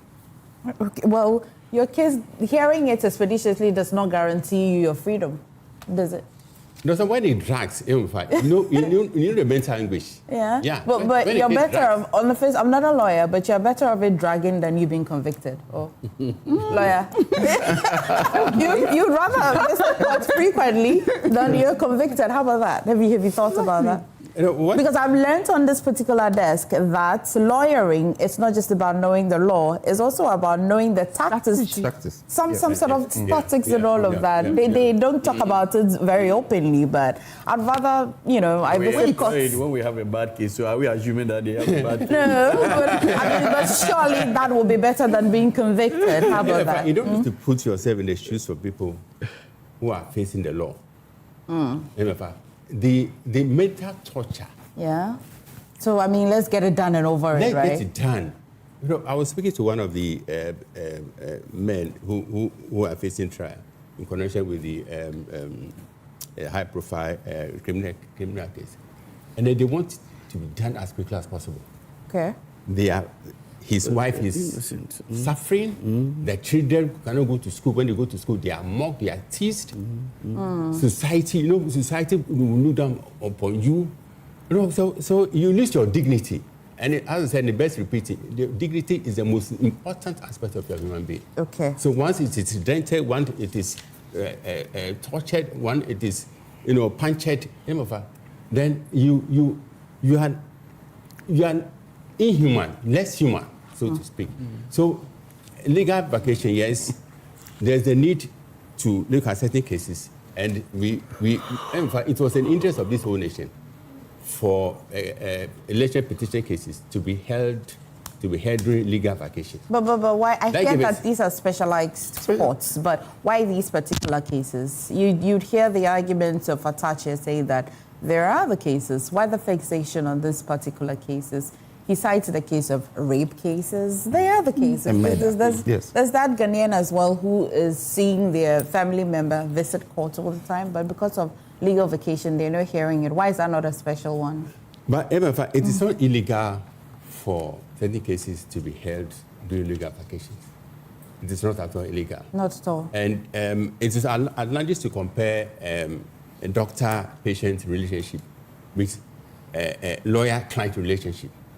But representations in both instances is of supreme importance because you are needed Emefa to help your clients or your patients out of this mental torture.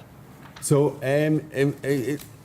Pudogali once said, it's only a fool that doesn't change his mind. This is not to say that Atacha is a fool, but Atacha is one of the sharpest legal brains we have in this country. So Atacha can change his mind and then help Edu Boahin. I know Edu Boahin, we attend the same church. Edu Boahin is going through hell. And so we need to help him out of these hellish circumstances. And the best way to do is to fast track this case so that he and the wife will enjoy their freedom. Okay. Yeah. All right. Where would you start? Are you starting with the NPP statements? Where are you starting? I think on this table. Can I assume your position? Yeah, you can. Because yeah, you see, why the haste? That is the question everyone is asking. Why not the haste? And again, that's the question other people are asking. Justice delayed is justice buried. And it's the cliche that goes that it is better to set 1,000 criminals free than to incarcerate a single innocent person. That's not a cliche. It was a very renowned judge that authored that judgment, that decision came, and then scholars have referenced the reference, and a former president who has died has also referenced it. Great. So, you see, it is true that if you are innocent, you will want really an expedited trial. If you are also a state, you want that. Nobody is really worried about the pace at which these cases are going. Don't forget that these are special courts, and they've been sitting sometimes twice in a week. And nobody has been able to really tell you that, well, they are worried. Atachia has been in court almost every week. Almost all the lawyers, they've been in court almost every week. And these are specialized courts. And the pace at which it was going on a speed of light, which we all know. Now, before the legal vacation, you had the lawyers coming to say that they have heard from grapevine that the Chief Justice will want the cases to continue within the legal break. Okay. True to form, he issued a fiat that he should continue with the cases. Now the question is, what is so urgent about these cases that you cannot hold on for 2 months? That's a question every Ghanaian is asking. Even I have the a question journalist, for you too. Even the journalist. Yesterday I listened to Samson Lade, who is a journalist and a lawyer. Yeah. He said that this is a convention and has been there before he even started practicing as a lawyer. And he has never, in his 16 years of practice, has never continued any case within the legal vacation. Criminal cases, never. And you had a Thatcher who said, at his 32 years of experience as a lawyer, has never continued any cases within that legal period, legal break period. When they asked the Deputy Attorney General, he refused to even answer. When they asked him that one? Yes, when your colleague on Joy FM yesterday asked him that, has he ever experienced that he's really in a case and it is part head case and they continue within the period? He couldn't answer that. Is it the fact that it is criminal or it's what's our argument? That the question is that why the selective agency? But that's why that's it's specialized courts. It yes, can be all of it. Or but you see, if you look at all the trials that happened within our period, to the extent that we even got about 8 people convicted, none of those cases went through when they were on legal vacation. Yes, none. Even the NCA scandal, the venture capital, the Sedinam case and so on. But why are these so special to the extent that they cannot wait in the next 2 months for them to continue the cases? It's a good question you ask. I have another question for you. So I've heard as well, Atachi, have a deep concern about the national security on trial. Yes. He has constantly said it, that in his years of practice and also being a Ghanaian, it will be the first time the national security is on trial. Yeah, that's true. If we want to go by that logic, why would we be happy to keep the national security on trial when we can expedite it? You see, I'm saying that the case were already being expedited because it's in a special court and they visit the court almost every week. Okay. And they have a break and they want to break. And now the state, together with the Chief Justice, is saying that these cases, these specialized cases against MPP former appointees must continue. And that's the reason we're saying that this is just selective justice. And it was the reason last week we held that demonstration to say that if the state, if really the Chief Justice is now going with the state and the state is really trying to move him around to do their bidding. Because why are these cases so special that indeed it is only former MPP officials who are on trial that their cases will have to go on? Yesterday, I listened to some lawyers, including Samson Lade, who said that. Apart from the Dubai case, there are other cases, and I have to look at those other cases. Yes, the Mustafa Hamid case. Yesterday, he also those are the popular ones. Yes, he also went to court, and they said he will also continue. In fact, they've been giving some days. Yes, they blocked him. Again, Hanan case, he has also been blocked, and they said they will also adjudicate the cases. They will continue hearing the cases and so on. Why are these cases so special than even murder, than even rape? You get it? So the question is that it leaves us to really conclude that indeed the state is weaponizing the judiciary against us. Let me ask another question. So you started your submission based on rumors, grapevine. However, we've also... It was confirmed. I'm saying that we had rumor that all the cases involving former appointees will continue. That's fine. And my question then and the is Chief that Justice confirmed it. So why are we saying this when we also know that he has, per law, can issue the warrants for specialized courts to sit? Yesterday, I listened to Samson Ladia, and Samson said he is not supposed to issue the fiat. He can appoint all the judges for the vacation courts, but it is up to the judge and the lawyers to negotiate. So he has done that. The chief. But no, he is giving a fiat. And if you listen to yesterday, your reporter. I'm with you. I'm with you. He said that. The judge said that until the fiat is revoked, agree. And I'm saying it means he is not a man of his own. It means Justice Achibonga is not a man of his own. You see, what Samson Lade was trying to portray is that the judge can be appointed, that he will be a vacation judge, and the vacation judge can sit with the lawyers and say, well, if you wouldn't mind, we can still continue the hearing or after. So, beyond that as well, if this judge, the case is already in trial in his court, what then happens? He can say what? He won't listen to the case or what? Yes, but you see, he will sit down with them. You understand? To find out, because you see, this is the time that the lawyers themselves also go on vacation. Sit down with them would mean that these lawyers for these accused persons must show up in court. Yes. First of all. Yes. And then negotiate with the judge. Yes. So why didn't they do that? But this one, the judge is telling you that his hands are tied. No. So, yes. But you have to go to court first. No. The judge has already taken. The judge has already taken. The judge didn't write a statement. He didn't. This was said in court. And I'm saying that the lawyers. I trust your reporters.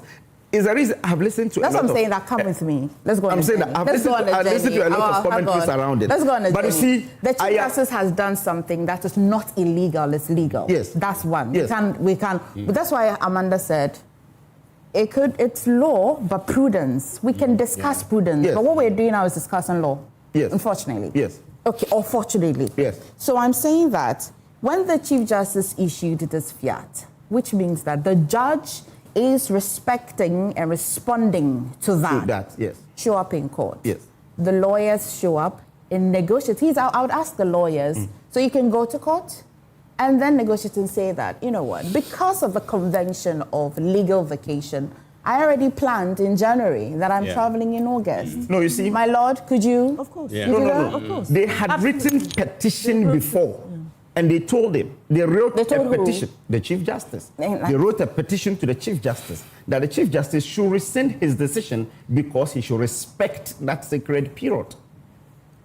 So going to court will mean that they are not protesting. So at what point do you expect the Chief Justice to use his legal powers and discretion? What would he use it for?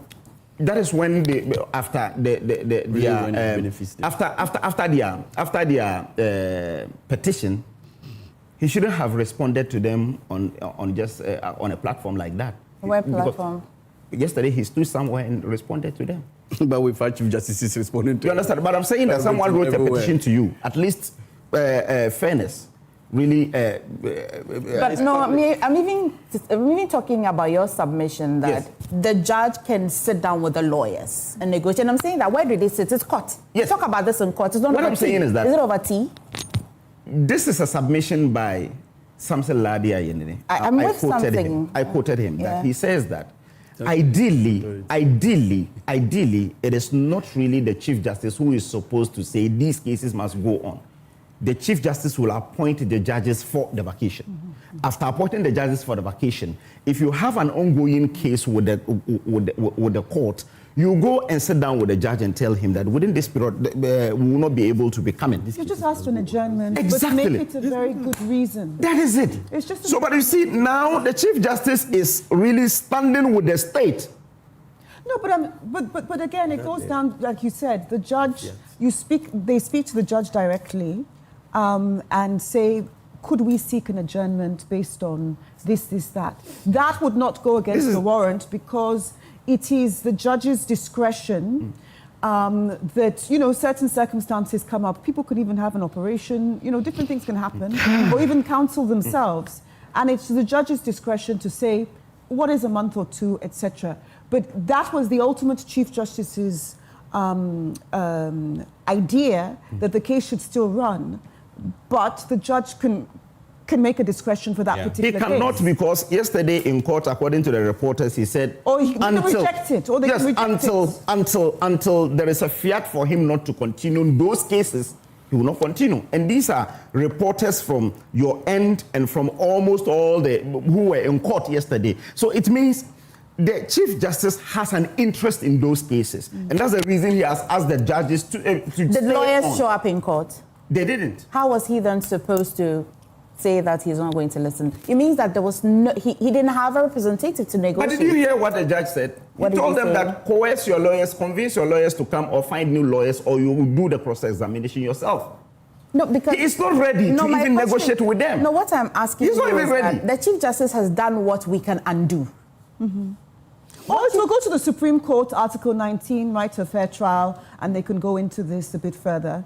That's why the attachment said that he will not go to court, but they have a way out. Okay. That's what he said. He said they will not still go to court on the 17th, and they will have their way out, and they will not tell you their strategy. So maybe the lawyer is preempting what they will do. Wouldn't this way out prolong the case? You see, the case is not supposed to be heard within this period. That's what we mean. At least give them the break. After 2 months, nothing will happen. And again, you see, almost all the trials that ended in conviction in this country. High profile trials. Some spent 6 years. Before I go to Abdul, I want to understand. I want clarity. Before I go to Abdul, I want clarity. If you say the case are not supposed to be heard during this period, are we in any way saying that legally that shouldn't happen? Or are you asking, because you see, when I read the petition, when I read the petitions from both Atachia and Dami and partners, I get the impression that they are petitioning. Yes. Which means that they agree that it is law. So they are, if we don't want to use petition, maybe I'm a lame person, begging, we're negotiating with you. Yes.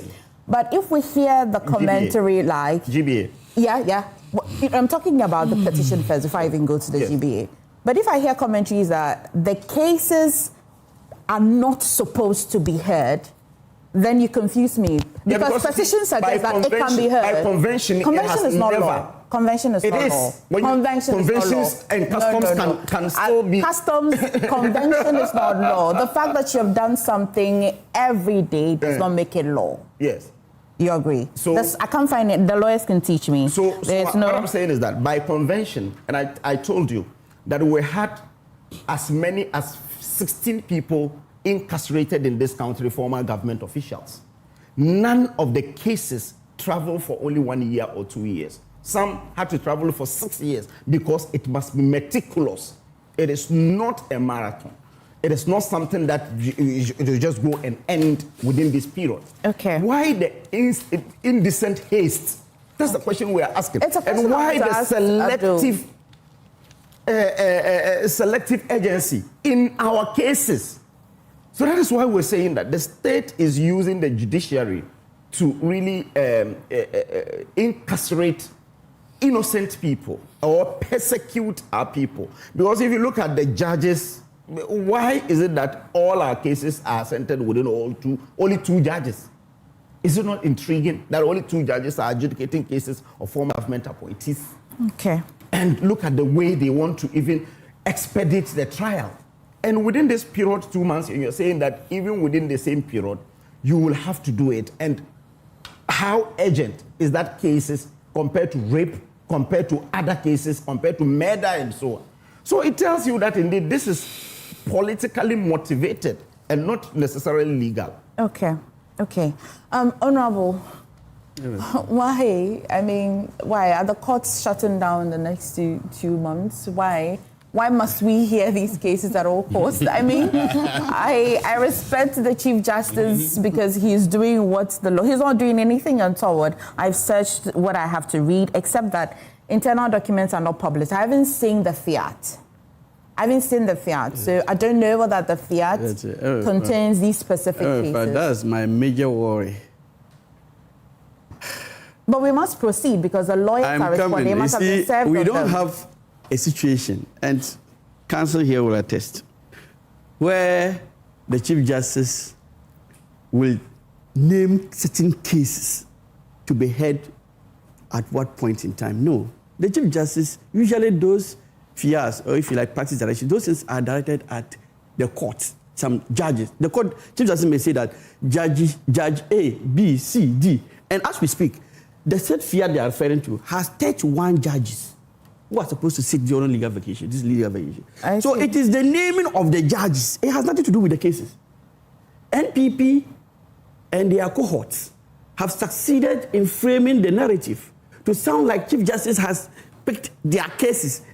Dubois in Republic versus Dubois in Republic versus. Well, did you know that there are 31 judges? There are. There are 31 judges as vacation judges. Yes. And this is not new. Almost all the years when they go on vacation. And what they do is they sit on emergency cases. But I'll give you the time. But you know that without, forgive me. Oh no, that you have to read. I don't rob people of their time.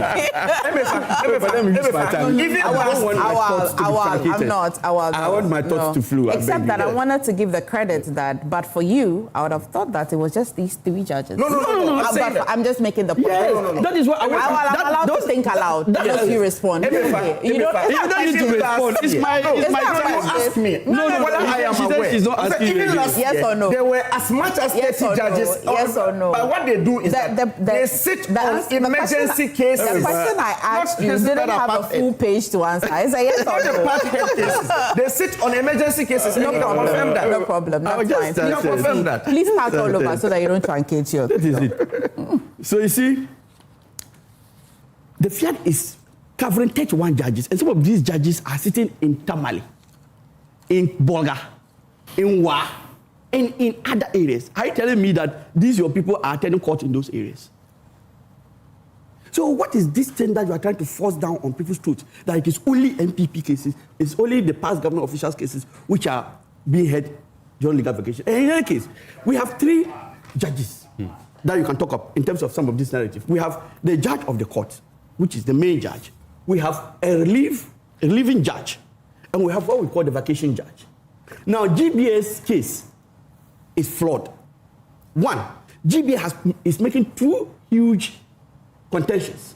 One is that the decision to go to court or for proceedings to continue during legal vacation lies with the lawyers. That is wrong. It is legally untenable. There's no, in fact, lawyers, as we are trained, we are told that a lawyer is just an officer of the court. Once you are an officer of the court, you do not have powers to determine what happens in court. So you cannot be the one to decide whether court must sit or proceedings must go on during legal vacation or not, because you are just an officer. You are not a director. You are not the CEO of the court. The court has the owners. You are just to obey instructions of the court. That's one. The second flawed argument GBA is making is to the effect that substantive proceedings do not continue during legal vacation. This is also wrong. Substantive proceedings, once it is the same judge, that is why I started by making reference to these 3 judges: the judge of the court, the relieving judge, and then what? The vacation judge. Now, who is the judge of the case of the court? We all know. But when we say a relieving judge, Emefa, who is a relieving judge? A relieving judge is a judge who, for one reason or the other, another judge somewhere is not available. The period is not legal vacation. It is just that this judge maybe is on leave or is sick, or something has taken him or her out somewhere. And the Chief Justice has asked another judge to go and sit in that court for the time being. That is a relieving judge. Such judges don't do substantive cases. They do what we call motions, interlocutory matters. You understand? And if you like, bail matters, urgent matters. So those are relieving judges, because that court he's sitting is not his main court. So he cannot proceed on, so trials cannot be done in his presence. But when we talk about vacation judge, so GBA was, in that regard, confusing vacation judge with relieving judge. When we are talking about vacation judge, a vacation judge sits in his or her own court. It is the court that he or she presides over, that he or she sits. And once he or she is sitting in that court, he or she does the same things he or she would normally do if it was not during vacation. So substantive matters are done, procedural matters, or if like interlocutory matters, are done. So that is flawed. Now, judge question, we are all here. Judge Kwesi was attending. They are complaining that they attend court weekly. Nobody is complaining. I was quiet. No, you said we are complaining. We never complain of going to court every week. I told you that we never complain of going to court every week. What was the difference between that and when you're tired and you need rest? What were you doing that you need rest? There's a break. So what you're supposed to come to work every day. Now there is a break that they said, well, some presenters will be coming sparingly. Then they ask you to come and stay and be doing the morning show every day. It's different. That's the difference. I didn't understand that, but you'll come back here. Judge Kwesi, we're all here. Judge Kwesi, even being a member of Parliament, was attending court every day. And let me tell you one thing about fiat by the Chief Justice. It's covered under Article 1254 of the Constitution. Article 1254 makes the Chief Justice the head of the judiciary. And look, this matter was tested in 2001 and 2002 by Chashu Chikata. There were instances that practice directions were issued by the Chief Justice. And these directions were challenged. And Chashu Chikata likened it to some of the arguments they are making. One, that it was a discretionary power that was given to the Chief Justice. And to him, discretionary power must be exercised in line with Article 296 of the Constitution. And that it can be checked. And he even went further to pray for the Supreme Court to injunct a Chief Justice from performing his administrative function. What did the court say? The Supreme Court. What did the court say? The Supreme Court was clear that that power given to a Chief Justice, one, to empanel the courts and to issue practice directions, and those powers are non-justiciable. They cannot be adjudicated upon. No court has power to sit on that matter unless, in exercising that power, there is actual legal bias, not even perceived bias. Actual legal bias. Now, this is a case where the Chief Justice is exercising that power. And the court even went further to say that where a statute gives a mandate to someone to perform, even if that mandate infringes upon the principles or the rules of natural justice, that person is still mandated to perform that task. Here, we're not even talking about a statute. We're talking about a constitution telling the Chief Justice that you are supposed to administer the court. You are the one who has control over the court. A constitutional injunction has been given. And so, if he is exercising that power, and I was even laughing when they said they can go to Supreme Court. So this matter has been tested. That power exercise has been tested at the Supreme Court. And it has been ruled upon. You remember Justice Ike Uredu, one-time Chief Justice in 2001, when there was this case, Republic versus High Court ex parte Bolgatanga Hawa Yakubu. Now, the matter came to the Supreme Court. It was a matter for interpretation. And then Justice Uredu said that for justices to be added to courts. So at that time, we had the Justice Ike Uredu and Sophia Akufo getting added to the court. And that was what even led to some people who called the overturning of this. And this matter was challenged. And the court said that no, that decision to add numbers to the court is a decision by the Chief Justice. And those decisions, they are part of his mandate under Article 125. And the court even went further to say that, look, even if he has interest in the matter, once it is a constitution that is giving him the mandate, he has to perform that mandate. Unless that interest, you can establish that in exercising it, there can be the actuation of bias, actual legal bias. You understand? So in this case, you are just being, I don't know what, you are just speculating. Okay. That the Chief Justice has interest in this matter. The Chief Justice in that fiat has not named any case that this case by constitutional legal vacation. The Chief Justice but we can make an inference. This court, 31 cases. But we can make an inference. So they are here saying two judges. So take two, do percentage, 2 out of 31, and tell me what percentage you will get. Emefa. You understand? Yes. So I say that the other citizens in my hometown, in Tamale, in Bolga, the other people who are facing criminal charges before criminal trial, before those judges in Bolga and Tamale, they are not human beings. Okay. Why are we trying to now paint ourselves as being superhuman, and that the yardstick when it comes to us must be different? Let's talk about the prudence that Amanda introduced. I'm coming. Well, give me a minute. So I hear you, the Chief Justice per the law, exercising and all of that. We also know that we can't get any results when lawyers are not available, right? Exactly. So, the power does not lie with lawyers, as I'm learning from you and the Attorney General. But to also achieve what the Chief Justice has issued the fiat for, you definitely need the lawyers. Yeah.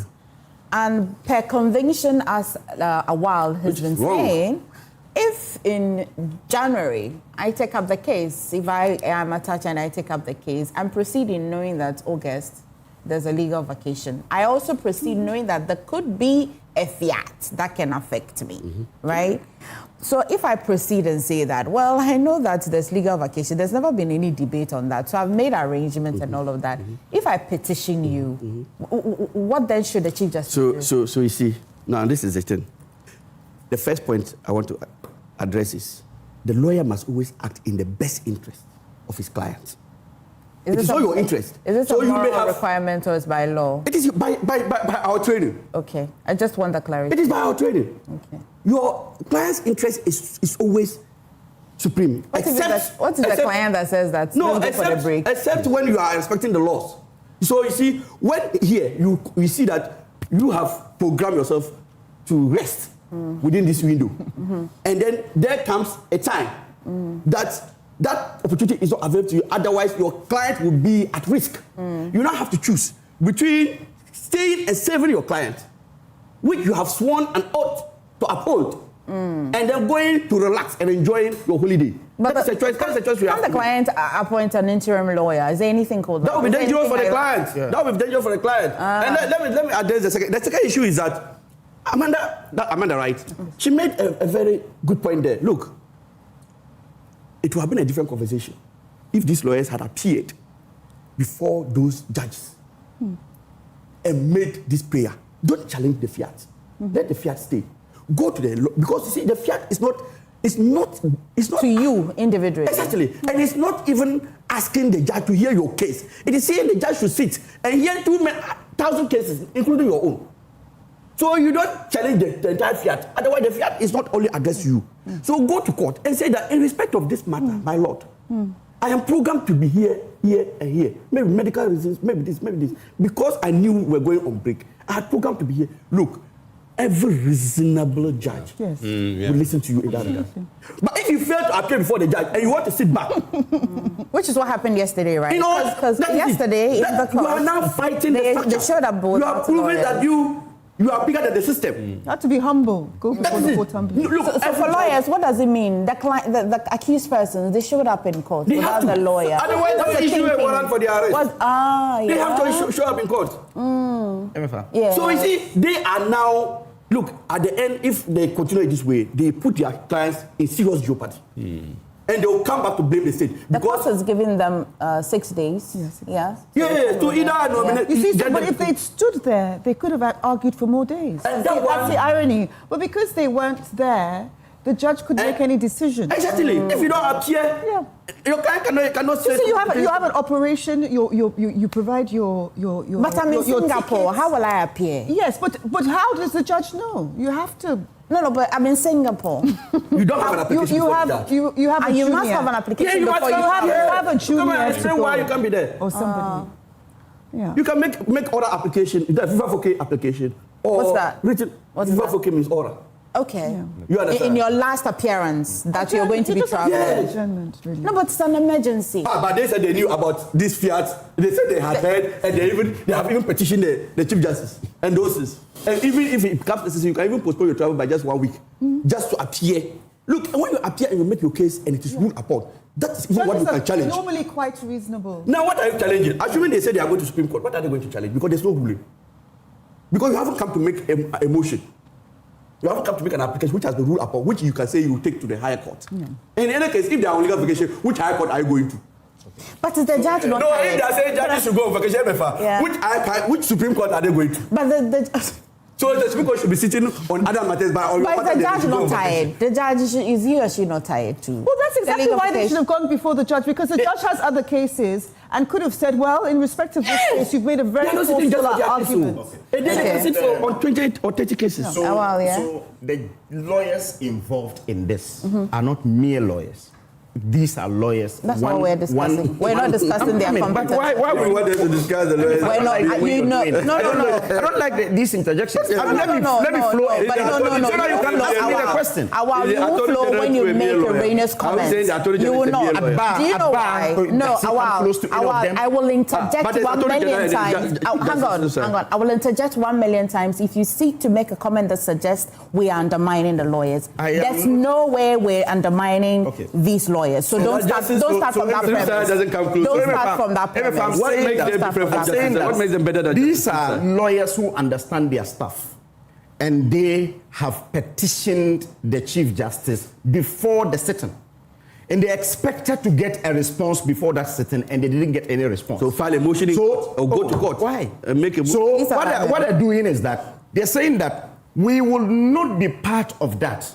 We have sent a petition and we're waiting for the petition to really be upheld, only for the Chief Justice to come and sit somewhere and say that indeed the cases will continue. Now, the cases about... I'll interject here again. Okay. Why? Because yesterday I brought that news when the Chief Justice had attended a program and responded to that particular comment. But prior to that, one of the lawyers who had petitioned had already publicly said that he will show up in court. Yes, because he had already taken because the he decision. has a petition. Because he had already taken the stand. He has a petition lying on the desk of the Chief Justice. Which could go either way. But he publicly said whatever be the case. He had already taken the stand. He will show up. But he has not taken. He has not even received the responses, and he said he will not show up. Okay. And I'm saying that this is a lawyer who understands his stuff, and the strategy that will be employed by either Amanda or my brother will not be the same strategy that they will also employ.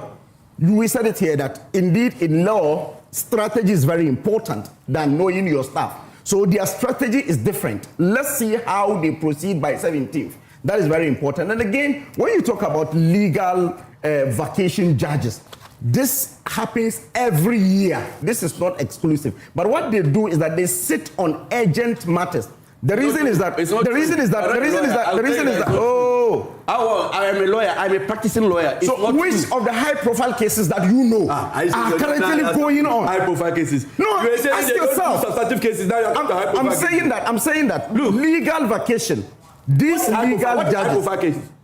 The court don't have this time for high-profile cases. You can define what is high-profile. Okay. So out of the 31 judges you're talking about, which of the cases that are being parted that are currently they are ongoing? All the cases. Every case that which are the cases? I'm telling you so that. You see, you didn't understand. You hold on. When I tell you, when I say vacation judge, when I say vacation judge can deal with both interlocutory matters and substantive matters. Once he or she is a judge of the same court. The understanding is that they do not want to shut down all the courts because the vacation judges, within the vacation, there will be urgent matters. And that's the reason they appoint few vacation judges so that they will attend to these urgent matters. And this has been the convention over time. And again, when they talk about even so trial does not happen during the vacation. It doesn't. You see, this is something. It doesn't. I just want to be clear. I heard from lawyers, and I quoted lawyer Samselade Ayenene, who told us. So that is your authority. But you see, he has been at the bar for 16 years at least, and again, Atacha has been at the bar for 32 years, and they all said that they had been lawyers in cases that are criminal cases that are bigger than these ones. But within the legal vacation, they posted for the 2 months and they came back and continued. You understand? So what I'm saying is that if you look at all this, you see, Emefa, the overarching thing is that justice is not just to be done. It must be manifestly seen to be done. The optics are very important, and that's very important. When we're back in court, and again, it should be manifest. You are back in the courts now because the president has appointed 120 judges within 1 year, 6 months. 120 judges. You, in your manifesto, said that you are doing 15 judges. I think you are falling for the bait. You are making a point. You are falling for the bait. In the NDC manifesto, they said Supreme Court will have 15 judges. Today, we are around 19 judges. Not a replacement. So if it is packing of the judge, let me note it. It is your government today that is packing the judge. So I'm saying that if you look at the optics and everything points to the fact that indeed our people are not being treated fairly. Okay. Talking about lawyers who are not being, and I'll come to you, Mr. Money, shortly. Talking about lawyers which you believe are not being treated fairly. What about the clients of these lawyers? I said our people. Our people who? Are the clients. Are they NPP? You don't know Hanan is MPP? Oh, he's MPP. You don't know Hanan is MPP. You don't know Adubuahi is MPP. You don't know Mustafa Hamid is MPP. Someone contesting for vice chairman of the party. Okay. So they are not treating our people fairly, not the lawyers. For the lawyers, they can change lawyers. They can even go for him as a lawyer. I'm also talking about your people. Adubuahi is MPP. I don't know. No, I'm saying, but I don't know if he's a former appointee of Akufo-Addo. Okay, my question was this. My question was. But he was even there in that institution. That is true. Akufo-Addo came. Yes, he was there from 2007. I don't want to go into He was there details. from 2007. But my question then from there in 2007. And my question then is: these accused persons showed up in court regardless. So yes, anyway, they had to. What about that? What about? What should they do? Because then, if you believe strongly that they're not treating your people well, but your people as well have confidence in the lawyers that they have appointed, but your lawyers insist on talking about the legal vacation than seeing the case through, what would you tell these people? They will still see the case through because Atachian gave the hint that he will not show up in court on the 17th, but he will know what to do before the 17th. That's fine. So we'll have to only wait and see what he will do. In response to Wintimi, he employed his tactics and we all can Nobody will discuss with me, right? We'll come to it shortly.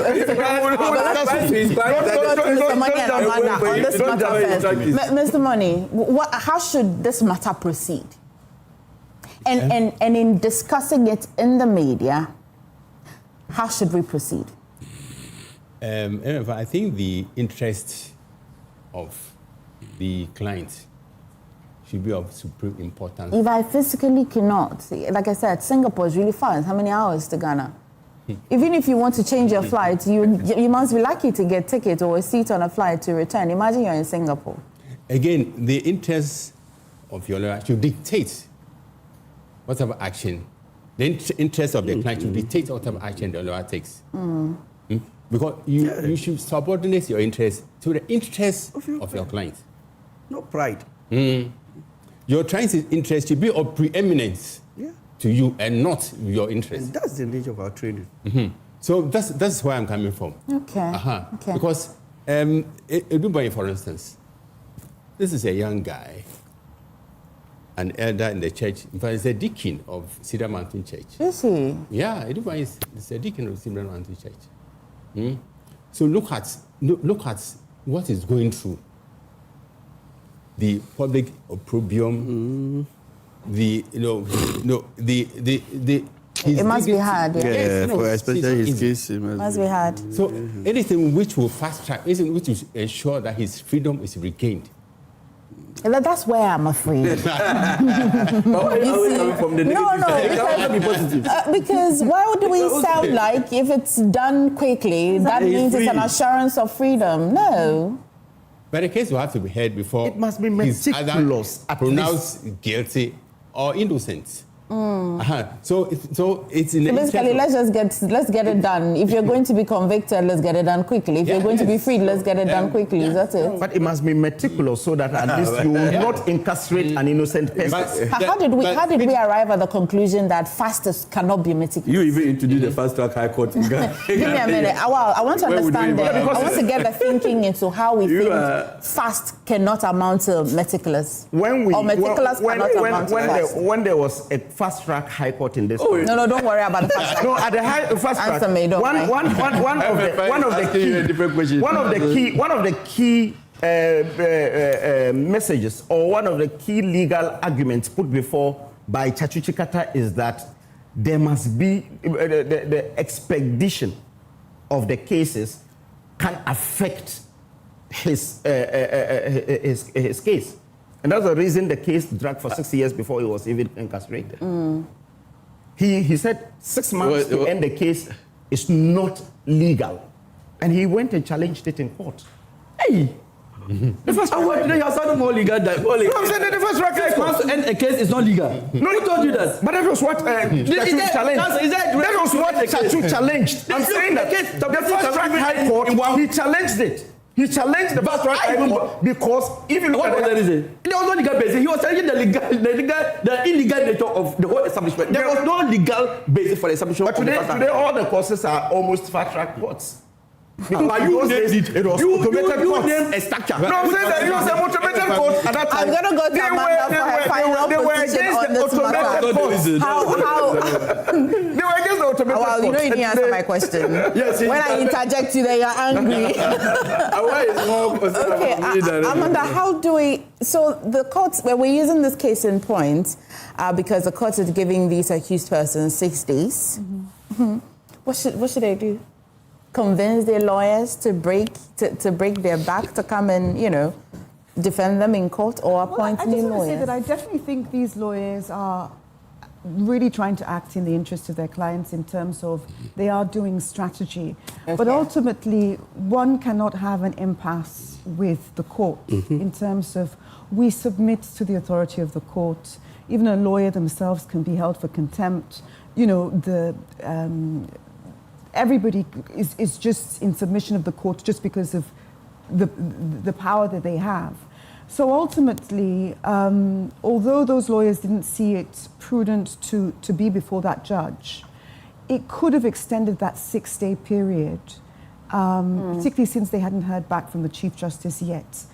And so I think ultimately I would say that it isn't the best to sort of have all these criminal matters heard during legal vacation. Okay.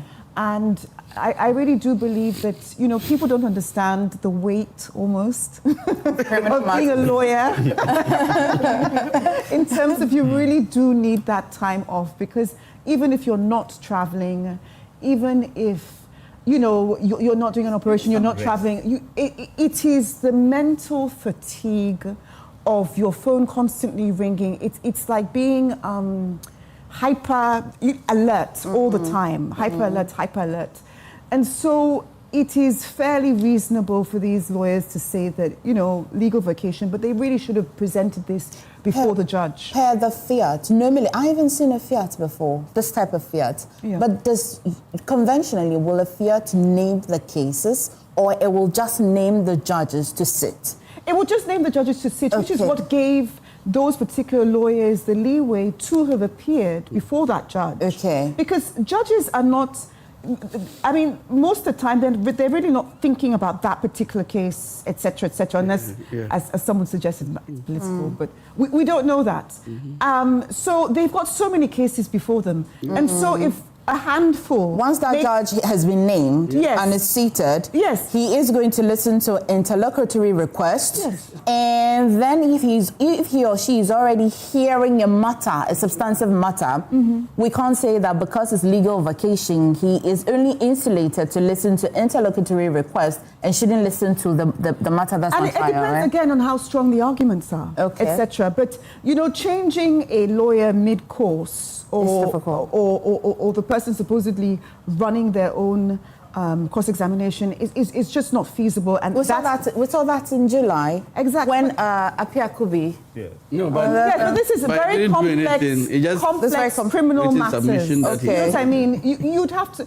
They're probably going to be reading at least 10 lever arch files, if not 20 lever arch files of evidence, etc., etc. So you can't change lawyers mid-course, and even that lawyer could ask for more time, ironically. You see what I mean? So would you say to Awal's concern that the Chief Justice didn't respond to the petitions, but was at an event and decided to comment on these petitions? Is it normal that a Chief Justice will respond to I think it is normal because it's public interest and it kept on coming up. Sort of thing. And maybe his ultimate point was, look, there's a lot of vacation judges. It affects some cases, but it's not political. You know what I mean? Maybe he just wanted to express himself, etc. But conventionally, would the Chief Justice then are they likely to utter a response to lawyers who've petitioned them? I'm sure they'll give a response. But you can't define the timelines he should use. Maybe they are preparing the response for you. No, but it's important because then court happened yesterday. You see, so when you petition a superior officer like the Chief Justice and you haven't had a response, you don't take the law into your own hands and presume and take that position you have taken already. Because you don't know what his response will be. It can be either way. So why don't you even see yourself to be respecting because you know he has powers. That's why you have petitioned him to intervene. You understand? So if you are petitioning him and he hasn't responded, it means that please go ahead and then conduct yourself accordingly, pending his verdict or his response to you. But if in the pendency of that petition, you have taken a position already, it's a political case. It just tells you that it's a political case. Okay. It's not a normal case. Yes, it's a political case. That's the reason he had to come and address. What is a political case? This case. Different rules apply to political cases. Case. Yes, Edubuahin. So different. How's a political? Different rules apply to because this is a former. They had states. Different court rules apply to political cases. That is the reason he's telling you. Atacha is saying that national security under. Is on trial. Under trial. Okay. It's a novelty because it has never happened. Okay, there's a case here. Is this the case you are citing? A friend of mine just sent me a case out, and this is where we'll be wrapping this topic on the quality grain case, 2001. Yeah, that's Kwame Pepper. Yeah, where they said that case went on during a legal vacation. Yes, Kwame Pepper is Dana Bodaki case, Kwame Pepper's case, Sipa Yankee. Almost all those trials, they were conducting them during legal vacation. And look, these people are now trying to paint the picture like this is unheard of. No, that's not the case. Is it true? Did you know this? I don't know. Sipa Yankee case. So I've just finished you with this information. What will you do with this information? No. As for the quality grain case, I know the case. As for when it happened, the legal vacation. He's a lawyer. I wonder how you lie. That's why I'm saying that. I do not know about this. I know that indeed they went through trial and they were jailed. Yeah. You understand? But does it change the narrative that it happened during legal vacation? I don't know. It did. Okay. You understand? I don't know. If any of your MPP members called you right now and said it's true, it happened during the legal vacation, will it change your position? It will not change my position. Okay, that's fine. If it was wrong yesterday, it shouldn't be wrong today. Okay. You understand? Even if it was wrong yesterday, so it will not change my decision. Okay. That indeed, if there is a vacation, respect the vacation. The 2 months will not do anything to the case. Okay. All right, let's move on. In a few seconds. Yes. The Chief Justice. I'm giving you time to do. Don't say I've not done anything for you in this life. Today he's got more time. Behave yourself. Behave yourself. One is a leading time consumer. Amanda and Mr. Money are very gentle, and I like them. Kingsley, you should give me more of these two people. I like the politicians. Yes. When I go to town, my colleagues say, how do you deal with these politicians? This is how we do it all. Okay, let's talk about Wontumi. And knowing that the Attorney General is opposing the bail application. I mean, that doesn't surprise me. I really wonder why you think that an Attorney General who has secured a conviction would be happy that a person who's been convicted, they shouldn't oppose that. Let me start with you, Mr. Money. Are you surprised that the Attorney General is opposing the bail for the Chairman Wontumi? Again, I'm inclined to believe that he's coming from the side of the law. The question is whether it is legally wrong for him to take that decision. And I believe that lawyers will attest to the fact that it is not. Okay. So when that decision has been made, they need to dance with that tune and ensure that justice is done at the end of the day. Lawyers will argue that Wontumi has already been convicted, and it is the discretion of the court to grant him bail. So whether yes or no, they are not offended any law. But this is a hypersensitive case, highly political case, and it is normal in our NDC MPP-dominated political system for this issue to be refracted in partisan lenses. But on a personal note, I think the 20 years, even though they cite the gravity of the offense, leasing his concession to somebody who mined illegally, and given the rate of devastation of our forest reserves, devastation of our environment, Woon to me deserved what he got at the court. But I think we need to humanize the jail sentence. After some time in prison, Woon to me should regain his freedom and continue from where he left off. Would you explain what you mean by humanize the conviction? Yes, just simplified it. He said he should be allowed to regain his freedom. Yeah, I think sooner or later. Later, yeah, I think the 20 years. What has later been? 20, 10, 6, 5. I think the 20 to a limit sounds high. If you 20 years in prison. If you were 20 years of incarceration. Facilitated, not really. 20 years of incarceration. Not legal minded. So, if you were to shut your eyes and be though, if you're a genie right now, you could change things. How many years will you give Chairman to me? He's already suffered. 3 months. Oh, no, it's not 3 months already. It's a month. Okay, so he has 19 years, 11 months. 90 years. 11 months. I know it's 9 months or... It's up to 9 computer, but it's 8 months and some few days. No, we're just dealing with a 20 years conviction. If I do the math. Going to me should be a candidate of presidential pardon. He should be? He should be a candidate for presidential pardon because he's already tasted. Now, why are you looking at me? Do I look like the president? Okay. Yeah, so for you, there 20 years is much. 20 years, yeah. From 20 years is... Okay. Amanda, what does it mean? Let's get some legal education. I want to get to class this morning.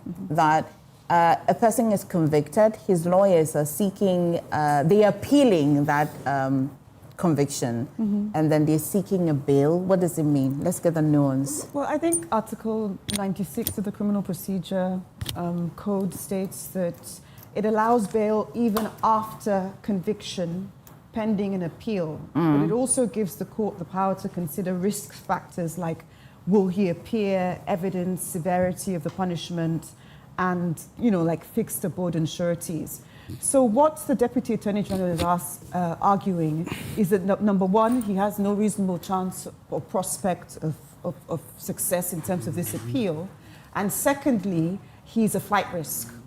And so the judge will ask two questions. Is the appeal serious? And can the risk of absconding be managed? For instance, in Ghana, we don't have electronic tags, which would be ideal. And so if there's any business-minded people out there, public-private partnership, I really do think electronic tags would be wonderful in this country because we've got overcrowding of prisons and we've got classic cases like this where you've got a high net worth individual who has the potential to be a flight risk from what the Deputy AG is saying. So electronic tags, it's also a money-making scheme because you could make the person pay for it, per se, and you could monitor GPS-wise where they go, etc. So this is a classic case to show that electronic monitoring is very much needed in Ghana, as well as the overcrowding in prison is mainly there because we don't have electronic tagging. So anyway, the two questions the court is going to ask is this appeal serious and can the risk of absconding be managed somehow? Because a 20-year sentence makes the flight risk a serious argument, but flight risk is not just a slogan, it must be proved with facts. So he would have to go the extra mile of doing that. But, before conviction, the presumption of innocence is at its strongest. After conviction, the law basically just changes its posture. It says that the conviction stands until reversed, but that does not mean the convict has no rights. It means the burden is on him to really prove that it's a really serious chance of success, as well as no flight risk. So a month ago, the perception or that legal term that we hear, that the presumption of innocence, he would have enjoyed that perception. Yes, he would have. But after he's been convicted, that perception really, we can't accord him that. Yes, and then the appeal, because I haven't really read it, but I don't know, because if the appeal, for instance, merely repeats arguments already rejected at trial, and if the state shows real flight risk, then refusing the bail is legally justified. You see what I mean? So you can't just use the same arguments you were using during the trial to to try and appeal. It must be something unique, something that to challenge it. And although with the last topic we were talking about, I couldn't really go into, is this politically motivated, etc., because, you know, we just don't know. And with this case, we really just don't know if it's politically motivated or not. But what I will say is that by the time it hits the next time NPP comes into power, be it 2000. Be it in was it I disagree. 2.5 years? Yeah, 2.5 years. 2.5 years or 6 years. The precedent this case is setting is, as was just said, you know, 20 years does seem a bit high. When is he going to be released if it's before that? My prediction is he's going to be released the next time NPP come into power, because they could champion this. Not just that, but as a politically motivated case at its highest level, because this is a national chairman. If he loses the it's a political prophecy. Yes, but that's if he loses the appeal. If he loses there are the two appeal. things I look forward to, and I hope to be alive to see them and report them if I'm still a journalist. Two promises by the NPP saying that when they come to power, they would make sure that the removed Chief Justice will be reappointed or reinstated. Like, I'm curious. I want to see how that will be done in all of that. Sorry? 2029. It's coming 2029, okay. And then as well, the chairman wants to be as well. That's if the appeal, if he doesn't, if the appeal. We don't have any doubt that he will lose the appeal. Okay. Yes. We don't have any doubt. We understand what you mean. Yes. So we won't be regain freedom after 2029. No, I'm saying that he will regain his freedom in the coming weeks or months, I'm sure. That I am sure. So without this, the 20 years, is it too much? Is it too much? Was it too much? Will it be too much? Okay. So when you look at the appeal that has been submitted, Have you read the Yes, I read it, but I'm not a technical person to really... Say it in English. The lawyers are here. Those situations bias. What are they appealing? They stated about 20 distinct grounds that says that indeed the court, the judge, his judgment was legally flawed. 20. And you believe that 20 is a lot, and so surely one or two would be. I've seen 78 counts being rejected at the Court of Appeal, by the way. They said in a matter, it was 78, right? 78, but the Attorney General is saying that the Court of Appeal also erred.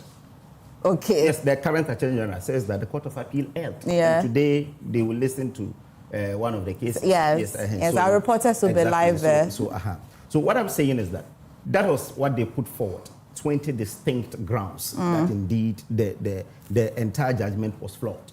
And again, on the bail, they're saying that we have chances that we will win the case because we have 20 distinct grounds. Secondly, they believe that because... the way Sedina matter went. No. I've seen most of your people argue that. Okay. Not Sedina matter. Okay. But I'm saying... I'm talking about the grounds. They laid 3 distinct grounds that indeed he should be granted bail. One is that they have solid grounds to really win the appeal. 2 is that they believe that within the period, because it is after the trial, the person is in jail already, transmitting all the documents and everything to the Court of Appeal would take a longer time. And if he is granted bail, that will help. And again, he's not flight risk. What I'm curious about is when the state, the Attorney General is saying there's a flight risk. Because Chairman Wontumi, since his arrest, he had complied with the state security and I was in court almost every day. And again, throughout the trial, Chairman Wontumi never sought any permission to even leave this country. He was around, he was going to court every day. This is a man who is our regional chairman.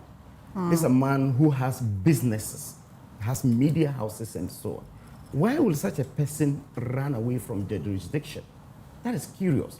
So that is why I believe that, yes, the Attorney General will appeal because they went and got the conviction.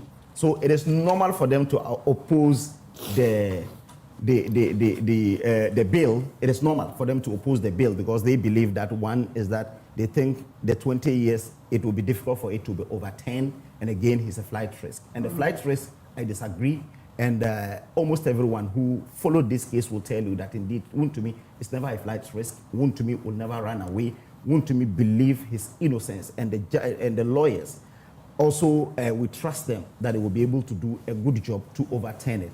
When she said 20 years is too high, Atuesian was given 15 years in jail, but he's now on bail. He has been given bail. He's been granted bail last year. So as for the years there? It's immaterial. The most important, if you have the grounds to really seek for bail, I'm sure the judges will... Talking of bail, so we have a 19th of August to hear that matter, isn't it? Yes. Will Atacha go to court then? Yes, he will be into court. 19th August is still the legal vacation. This is a special case. And that is why I told you that the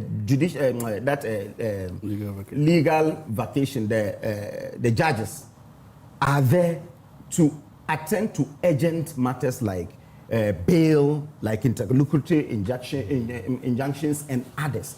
So this one sits within the remit of almost all the years when they are on legal vacation, and the appointed legal judge, vacation judges will sit on. All of us on this table, are you sure that we're under the impression that Atachia really believes that if it is for motions such as this one day, he is willing to go to court? My understanding of his argument is that legal vacation, the legal terminology there is legal vacation. No, yesterday. He said that yesterday. No, yesterday when he said part-head cases are cases that are not supposed to go through. He mentioned it.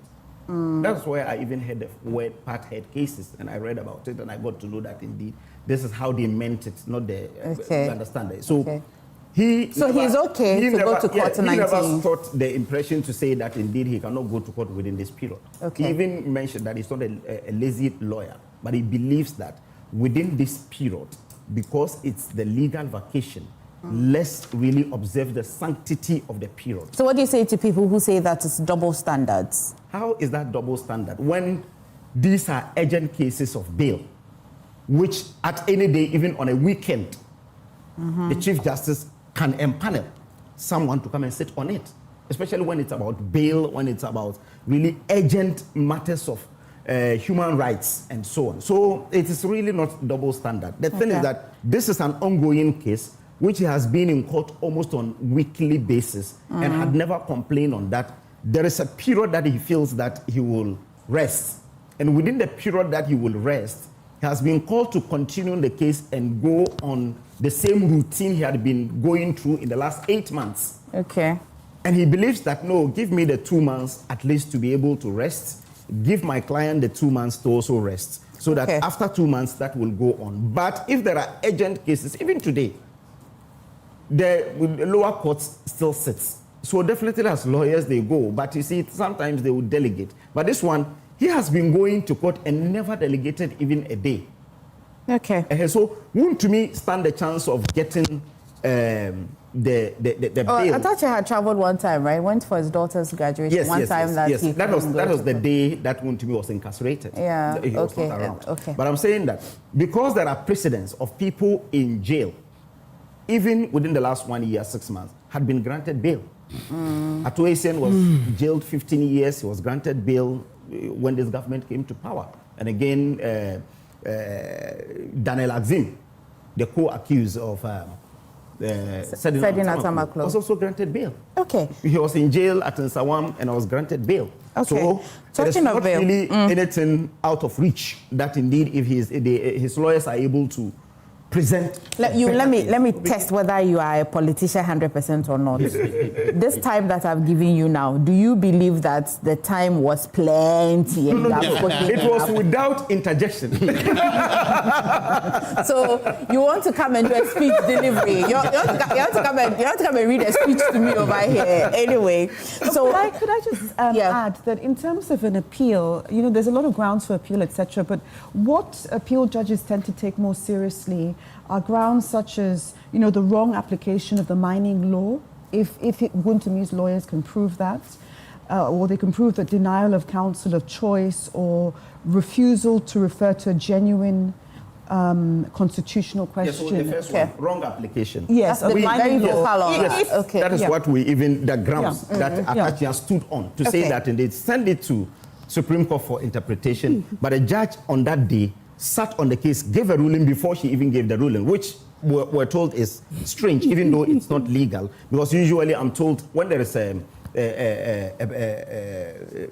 when there is a case before the court, just like the application, you rule on the application, then your ruling will be read the following day or the next agenda. But she ruled on the application. And is it law? Is it law that the ruling legal, should but be? It's legal. You remember the first election petition? Yes. When there was for election petition, these are serious matters that borders on the stability of the country. So it can even sit on Saturdays. No, it is extraordinary. And again, the elections petition. You are getting notorious for not listening to questions. On the election you are getting notorious for not listening to questions. No, on the when you look at the CI so what and tonight, what are you answering? There is what are you answering? What are you answering? Why you said Okay. I will. Let me come to you. And I want to indulge your lawyer side before the political side. Last week we did that. And you're quite clear on the chances of the Attorney General winning the Sedina, objecting to that. Yeah. I want to know, if you look at the opposing the bill and the sides, flight to risk and all of that, we've just said on this table that if you follow on to me and the trial also, he's been present, he's been going through and all that, just a casual look at this matter. Do you think that opposing the bill would succeed in court? I mean, I recognize that he's convicted. You see, like Amanda rightly said, Section 96 of Act 30, the Criminal and Other Offences Procedure Act 1960, Act 30, makes provision for anybody, a convict, to be granted bail, even upon conviction. But like you said, there are grounds.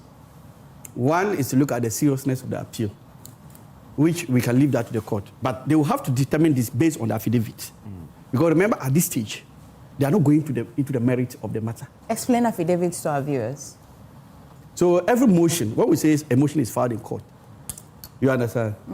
That motion, we have the motion itself, and then we have an affidavit supporting the motion.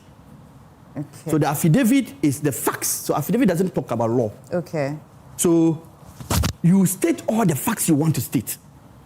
That is speaking to the motion. So the motion is usually just one pager that you file. Then you say attach affidavit. So the attached affidavit will now depose to almost all the facts. And then whatever you want to say, sometimes the evidences, the pieces of evidence you want to say, documentary evidence, you refer to them in the affidavit. You understand? So, but at that time, the court is not so much going into the merits of the auditor, but they should be able to see at a glance that yes, you have a serious ground of appeal.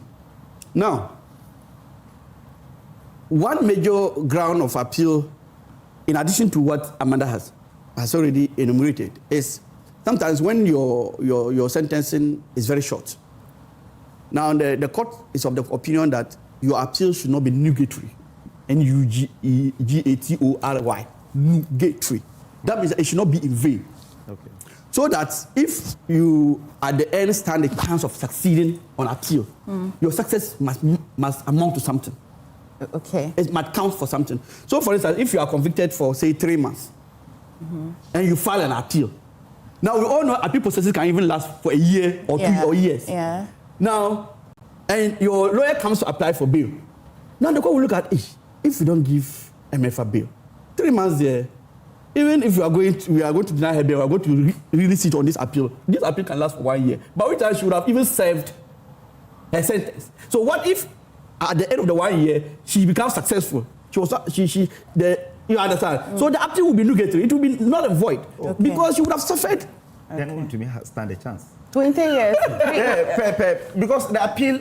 I've not seen any case travel for 2 weeks. I've not seen any case travel for 20 years. Give me your power. I want a question. Give me your power. Will you be happy for the Court of Appeal to be sitting every day, to be sitting during this legal vacation to hear the I won't let this question pass. I don't answer, okay? Okay. You don't have a right to ask questions. That's why I said I'm borrowing your week for. Okay. You understand? So sometimes the court would not want the appeal to go in vain. So they will look at it, and they will look at the seriousness of the. Sometimes, look, for lawyers, don't be fan-food with the number of counts. The number of grounds. For the number of grounds there, we know how to do it. Look, sometimes you file your grounds, and then you go to court, and the court will, even in your presence, just quash like more than 90% of your grounds, and leave sometimes one ground. And sometimes you can succeed on one ground, especially the omnibus ground. Is that why you people do the counts plenty? So we do it because you have to throw your net too wide, so that at least if this end doesn't catch, this one will cut, this one will cut. That's what we do. That's why the 78 it's difficult for setting up to. No, there are Supreme Court cases on even grounds of appeal, which is telling you how you should frame your grounds of appeal. Because most of the time we lawyers, we are being so repetitive. And you just see that appeal 1, 2, 3, 4, they are all talking about the same thing. So you could have even said one thing and they will mean the same thing. But we lawyers, we will break things down and make it as many, so that we say that, hey, I filed 20 grounds of appeal, 30 grounds of appeal, when even 2 grounds could have saved your clients. So you understand? So they will not be moved by the counts or the grounds, the number of grounds. No, they will not be moved. But the bar is high here because, like Amanda rightly indicated again, here we are talking about a convict, not a suspect, or not an accused. You know, we have 3 stages. You become a suspect when you are invited by the police and you haven't been put before court. When you are put before court and you are charged, then you become an accused person. When you are convicted, then you become a convict. So he has gone through all the stages. Okay. Just like ACN. He has completed that journey. Just like Daniel Adeti. So, yes. Here, the court is a bit slow in granting such applications. Anyway, and so he's telling me that it's happened before. I wish him well. Yeah, it happened just 6 months. We don't pray for anybody to be in jail. I have just about 5 minutes, and I want to spend it with the non-politicians. So we can go in. No, you can't. Asawa Yumanda, have you become aware of the Ghana Association of University Administrators and their concerns? They raise a concern of disparity in market premiums. The people they're doing the comparison with say that that's not true. And so there's no disparity per their statement. So if I just want to zero it down like that. And in proceeding, they have decided to lay down their tools. So they're not working. Yesterday, Mr. My colleague reporters visited some of the universities and they can confirm that it has disrupted administrations in the universities. National Labour Commission says that strike is illegal because they were not notified, they haven't sat down, because then it allows the NLC to at least get into some conversation with them. Today, this morning, I haven't checked with my siblings who go to the university or tertiary schools to give me any updates, but I like to think that the strike is still is ongoing. I want to hear from you. How should government handle this? Well, I think ultimately, if you underpay the invisible machinery of the university, one day the machine will stop working. And so, if there is, sort of single spine arguments, etc., and they are saying one group's allowance has moved far ahead without a transparent explanation, I think it raises a real question of internal equity, and that the government should at least discuss this with them. Because, I was at Attorney-General's Department when single spine came in at the time, and it was a massive jump by the time it came in terms of it really encouraged a lot of us to stay on as Attorney-Generals at the time, and it really made a difference in terms of the money we were receiving. And I think even after I left, the people at the Attorney-General's Department received even more in terms of on the single spine. So these things do keep people working, and I think an invisible machinery should always, they should always be heard or felt heard at least. So the right to strike is real, but it is not lawless, and labor law protects the workers' bargaining power, but it also protects the public from industrial chaos. So there's a fine line between all of it. But ultimately, I think government should listen to their grievances, see if they can address it, and see if allowances can be made. Okay. So under the agreement signed with the government on April 22nd, 2026, which took retrospective effect from April 1, 2026 this year. Non-teaching senior members were promised and guaranteed a 40% increase in their consolidated market premium, a non-basic allowance. However, the association contends that this promise and implemented adjustments fell woefully short of closing the gap relative to adjustments made for teaching staff, leaving a massive disparity that ultimately triggered the August 2026 strike. So it's not that it's a new conversation. It's a conversation that started. They've had an agreement up until April. They can see. Why do they need to engage the NLC again when we have had a certain agreement? Emefa, I think they've also been fighting for the restoration of their reduced and the withdrawn allowances.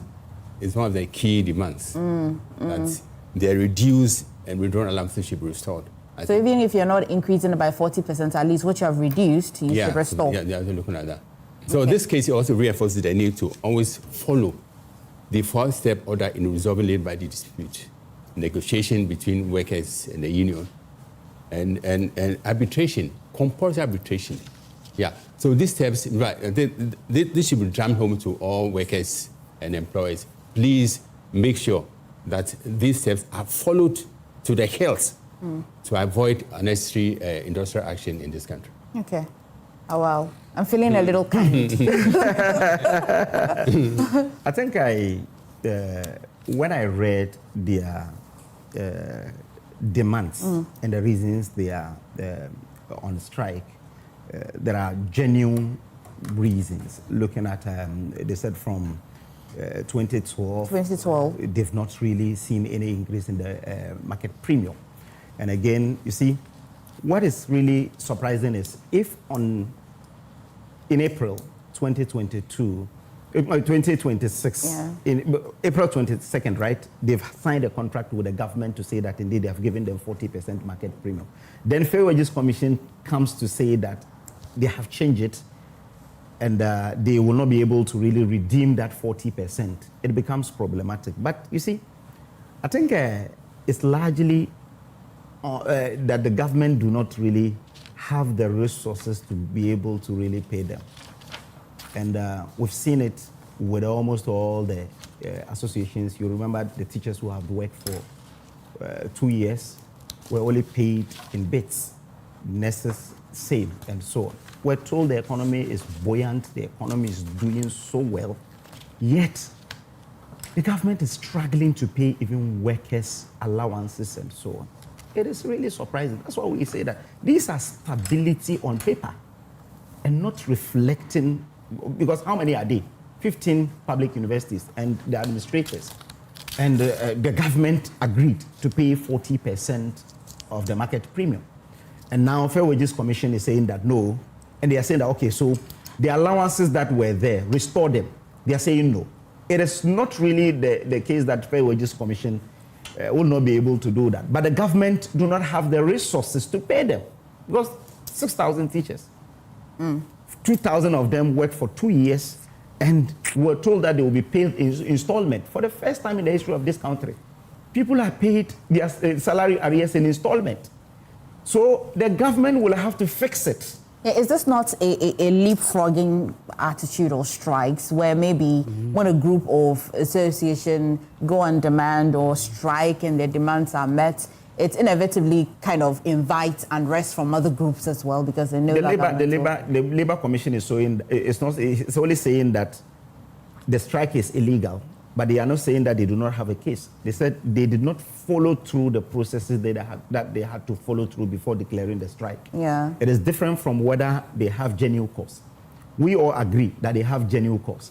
And I'm telling you that by extension is a government that does not have the money to pay them. That's the reason they signed an agreement with them in April, just within 2-3 months. Now, Fair Wages Commission that is supposed to really do the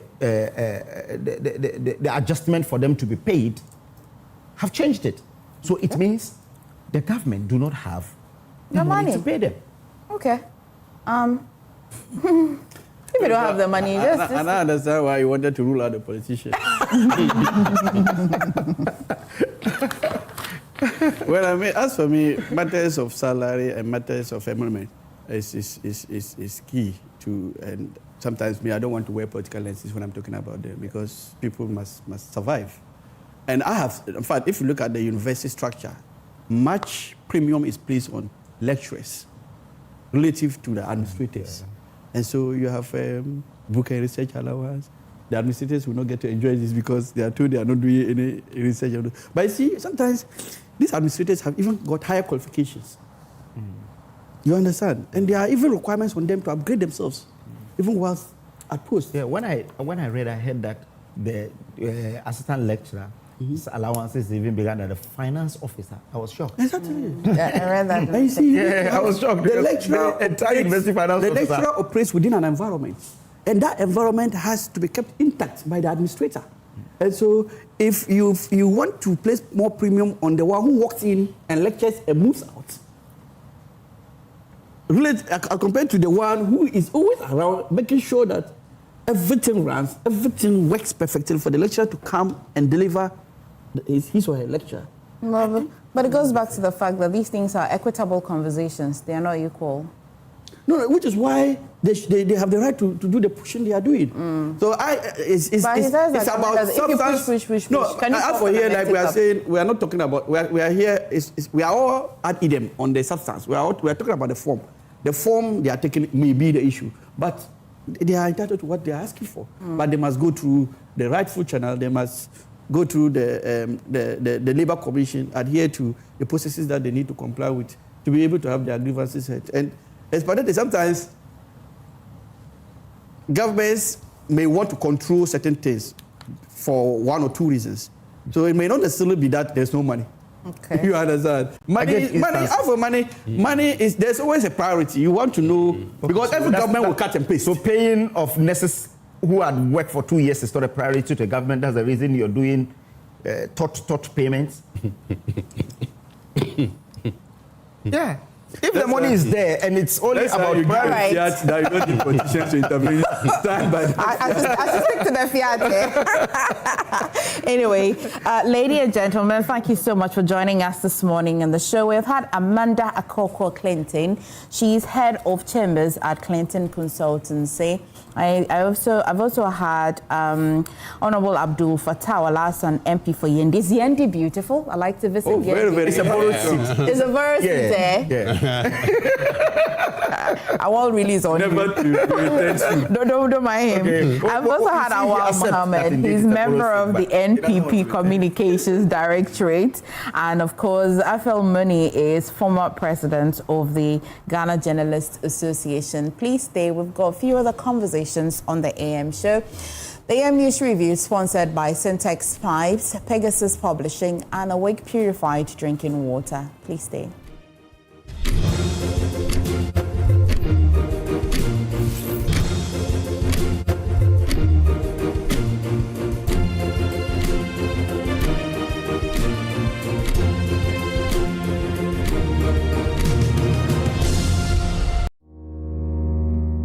Finding my dream apartment in just 2 days was a breeze with 7terragh.com. Looking for your next home, the perfect piece of land, or the best commercial property for your business? Are you worried about sending money home for property and finding nothing when you return? Well, worry no more. 7terragh.com is just a platform to find prime lands, perfect properties, or vibrant real estate development at the click of a button. 7terragh.com is your go-to property listing platform that allows you to register, list, rent, buy or sell, and connect with correct agents. With our AI-powered smart search, personalized dashboards, verified agent connection, and interactive property maps, all your property needs have been made easier. Check us out on 7terragh.com or contact us on 0302-998-246 or 0561 032 252.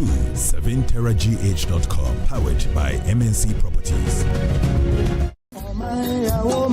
Gold, bauxite, manganese, lithium, Ghana's minerals, and billions, and now anchor our national reserves. But in the communities that host the mines, the question is simple: what stays here? On the 18th of August 2026, that question gets answered in public. Here in the catchment communities, this is what's really at stake: jobs, local content, corporate social responsibility. People here want a fair share of what's mined on their land. And in the room, the conversation will be about what the large-scale mining companies are doing to better livelihoods in their catchment areas, and also the gold board reforms in the artisanal and small-scale mining sector. And finally, the signing of the catchment charter, which will put all these commitments into writing. The National Mining Dialogue 2026, rethinking the social license to operate. Regulators, large-scale mining companies, small-scale mining companies, gold buyers, traditional leaders, and host communities, all at one table. Live from Kempinski Hotel, Accra, on Joy News, Adom TV, and Asempa FM, and all our social media handles. Chairperson for the event, Gamanche, His Royal Majesty, King Takite Kuchu II. Special guest of honor, Dr. Julius Debra, Chief of Staff to the President of the Republic of Ghana. Special guests, the Honorable Emmanuel Amakofi-Boa, Minister for Lands and Natural Resources and Member of Parliament, Elembele Constituency. The National Mining Dialogue will be held on the 18th of August 2026, 12 p.m. The National Mining Dialogue is powered by Akosua on Asempa FM in collaboration with Semis DS Group Limited, partners, the Ministry of Lands and Natural Resources, the Minerals Commission, the Ghana Medical Trust Fund, and the Ghana Gold Board.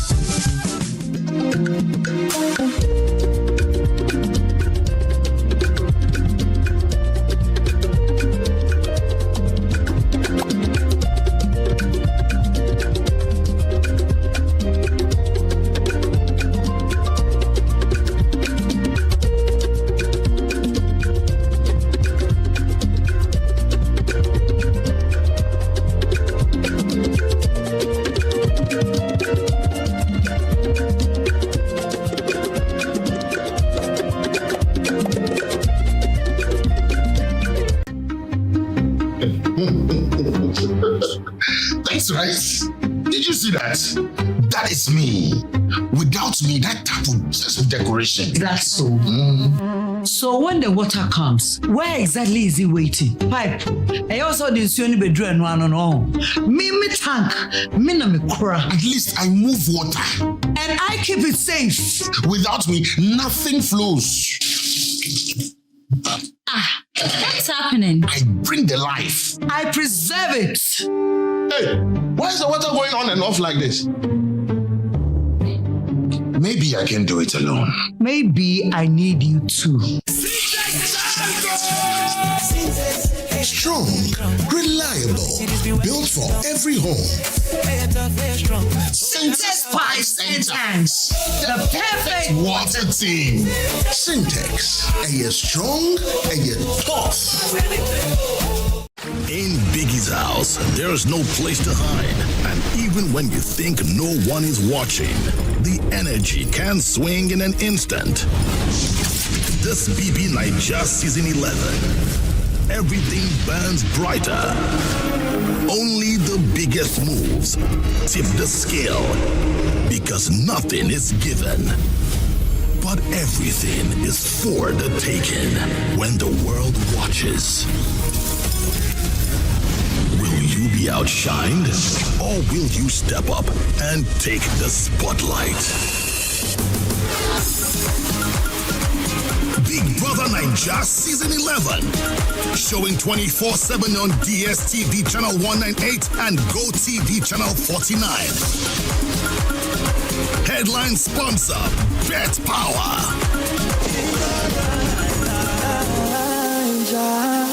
Yeah.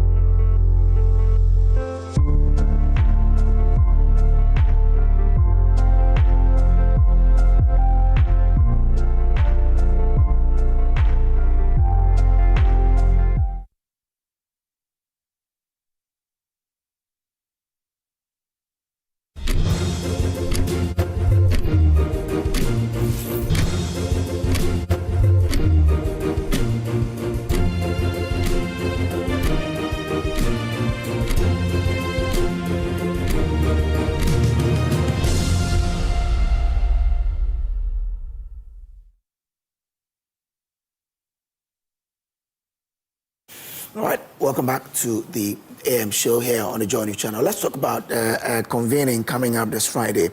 And it's on the Accra Convening on Slavery, Memory and Museum Development happening this Friday. And I've been joined by the lead project lead of this, Emmanuel John Aganzeshum Awene. I hope I got it here right. I got it right, huh? Yeah, sure. Okay. Yeah. He is a PhD candidate, Johns Hopkins University, and convener of the Accra Convening. We also have on Zoom Professor Eric Chere, board member of Accra Convening. Prof, good morning to you. Good morning. And I hope all is well. Yes, good. Thank you for hosting us. Okay. Let me start with you, my friend. Now, what is this Accra Convening about?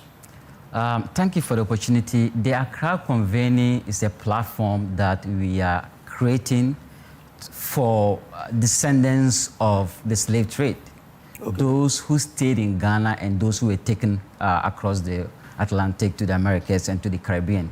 Okay. So the intended purpose is to create that common platform for descendants of both sides to sit together and then to share experiences about slave raiding that happened on the African continent, but also the experience on the plantation in the Americas as well. And what is the intent or the goal of this Accra Convening? The Accra Convening is intended to create awareness about a museum initiative that we are trying to establish in northern Ghana called the Nyanga Museum of Healing and Reconciliation. And the method by which we are working is hinged on two important points. That is, nothing about us without us, and then from social death to resurrection. And the point about nothing about us is that we can't have conversation about reparation without involving communities who are directly impacted by the slave trade. So if you are talking about the impact of the slave trade or colonialism on Africa or in Ghana, there are communities that are still living the effects of the slave raiding and slave trade as well. And my research focus is on northern Ghana and southern Burkina Faso, which are called raided communities. So the intention is to create a platform and to give these people a voice for them to shape the conversation on reparation as well, but also to connect them to the African diaspora who come to Ghana with the aim of connecting to their ancestral root. So for them, there's social death because they lost their families, they lost their kinship. That's what we call natal alienation. Once they were taken across the ocean, they lost that family connection, they was social dishonor. So for that social honor to be restored, they need to connect back to their root. And for them, just coming and going to the castle is not enough. We don't want to use the site of oppression, of dehumanization to tell our story. So instead of focusing on the coast or the slave market, can we focus on site that our ancestors used to fight against slave raiders and to honor our ancestors, our brothers and sisters who want to come back and connect to their families? Okay. Let me bring in Prof. Now, Prof, why is it important for such a conversation to be had now? Well, it's important in a lot of reasons.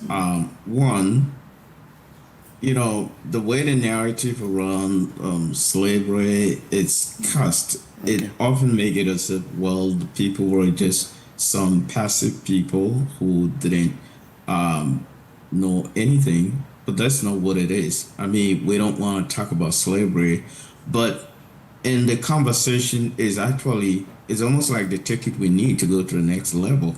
I mean, if you look at the way the people who were taken across and what they did, everywhere they went, you can see in the world that we live in today, you can't take slavery out of it. The global world is really built on slavery. And so our ability to talk about this issue can help us pull out some of the resources, some of the ideas, the creativities, and a lot of the things that we need to move forward in life. And so if we don't talk about them, we're not going to be able to go deep beyond the dehumanization and excavate those kinds of the creativity, the knowledge, and even character.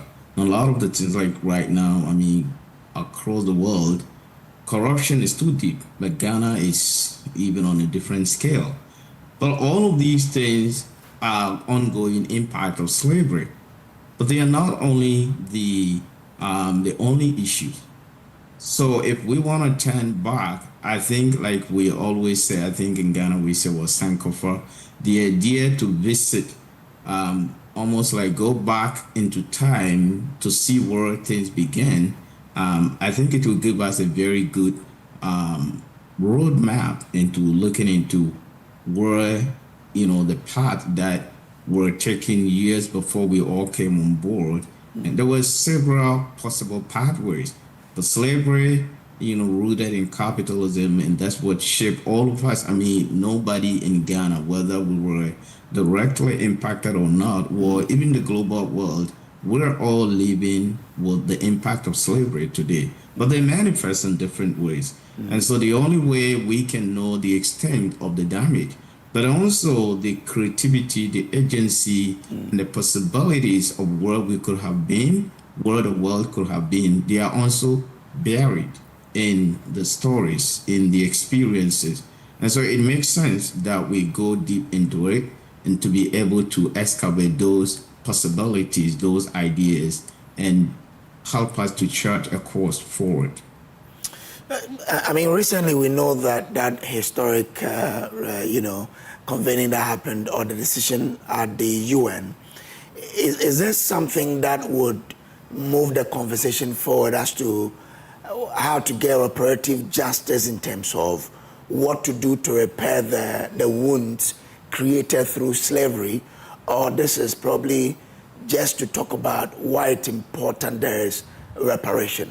What exactly will we know or hear on the D-Day, the theme actually which will flow through the conversations? So in one part, that reparation is deeper, is more than, like, when we think of justice, even the word justice and the way we talk about justice is tainted by slavery.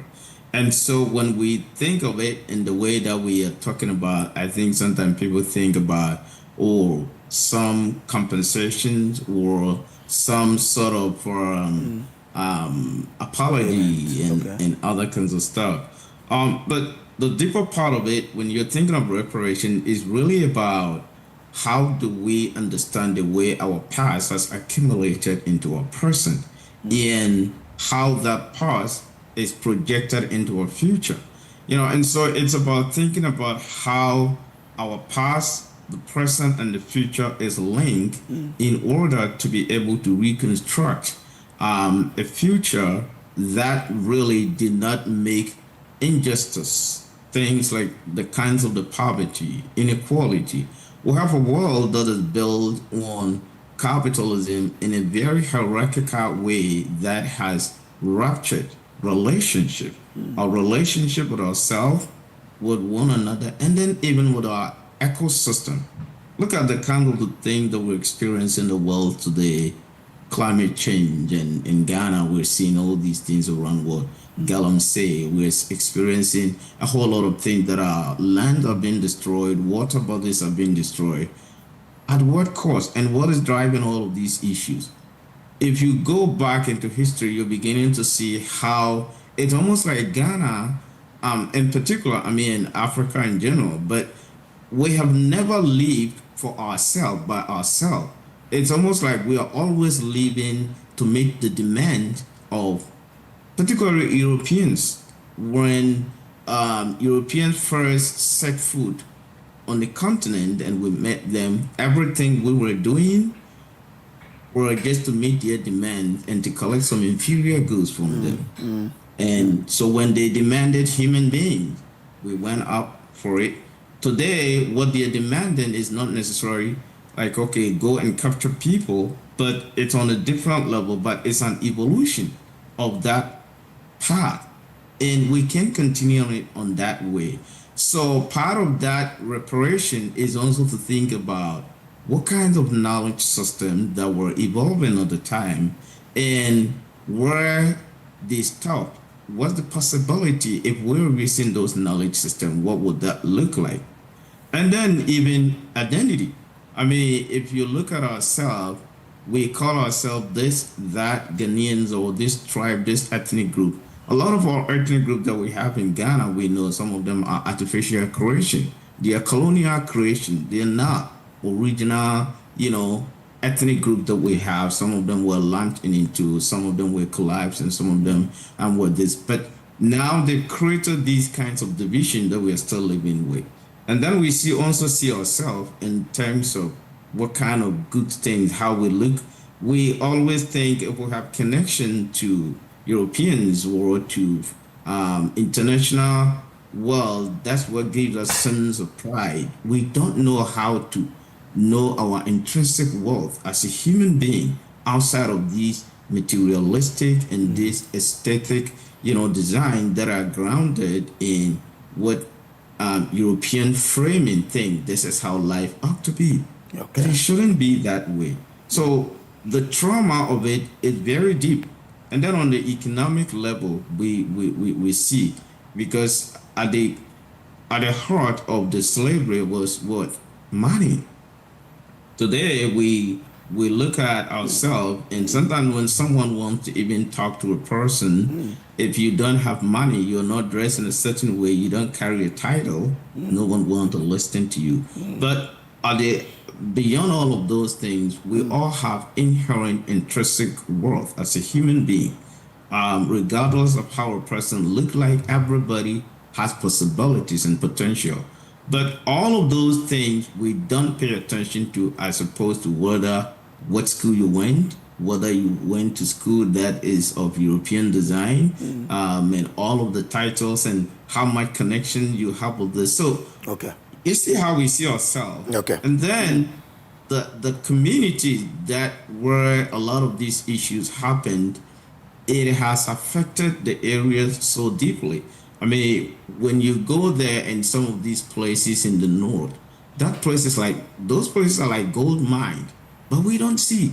Look at how we call people, in Tafuo, in Pepe, and all of these things. Those are part of the issues. And they undermine the way we see ourselves and we see people. Brother, I'm grateful to you. Now, so on the day Which speakers will you be hearing from? I'm going to have speakers coming from the United States. Most of the black community will be here to speak as well. So we're going to have Edward Bush with other speakers coming to participate. We're also going to have our own chief, Alassane Adani, speaking. He's the board chair for the Museum of Healing and Reconciliation. We're going to have our own ambassador of the Special Envoy on Reparation, Dr. Akosua. Yeah, speaking as well, including Nana Nketia of Iskado. Oh. Who is speaking, and also Nana Nketia. Yeah, Nketia, that's my mentor. Historian. Yeah, and also Paula Foko will be there to speak. Okay. You know, the Bullseye play an important role in actually abolishing the slave trade in northern Ghana. So he'll be giving a speech as well, including other panelists as well. Yeah. All right. So it starts on Friday, right? Yeah. It happens on Friday, and the time is what time? 9 a.m. Registration starts at 7:30 a.m. Okay. So by 9, everything starts, and we end at 2.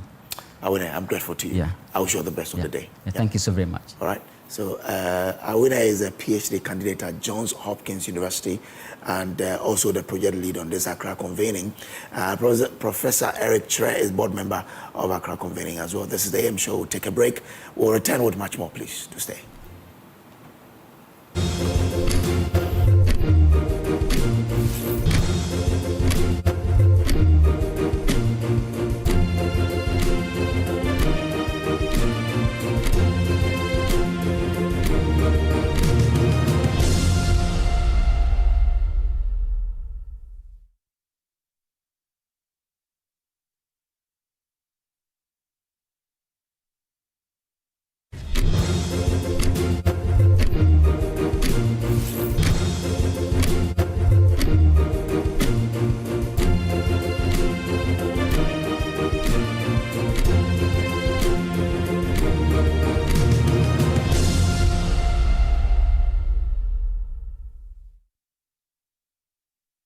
Okay, now welcome back. Today is International Youth Day, right?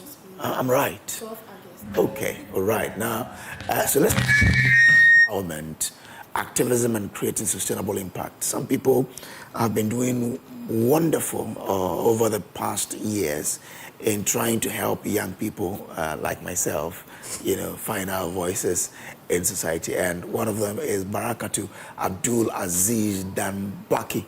Is that right? Yes, please. Okay, she's founder and executive director of the Baraka Danbaki Foundation. Abdul, there's an Abdul, eh? Yes, Abdul Aziz. Okay, Abdul Aziz, good morning. Good morning. How are you? Fine, thank you. So how has it been for you in this journey?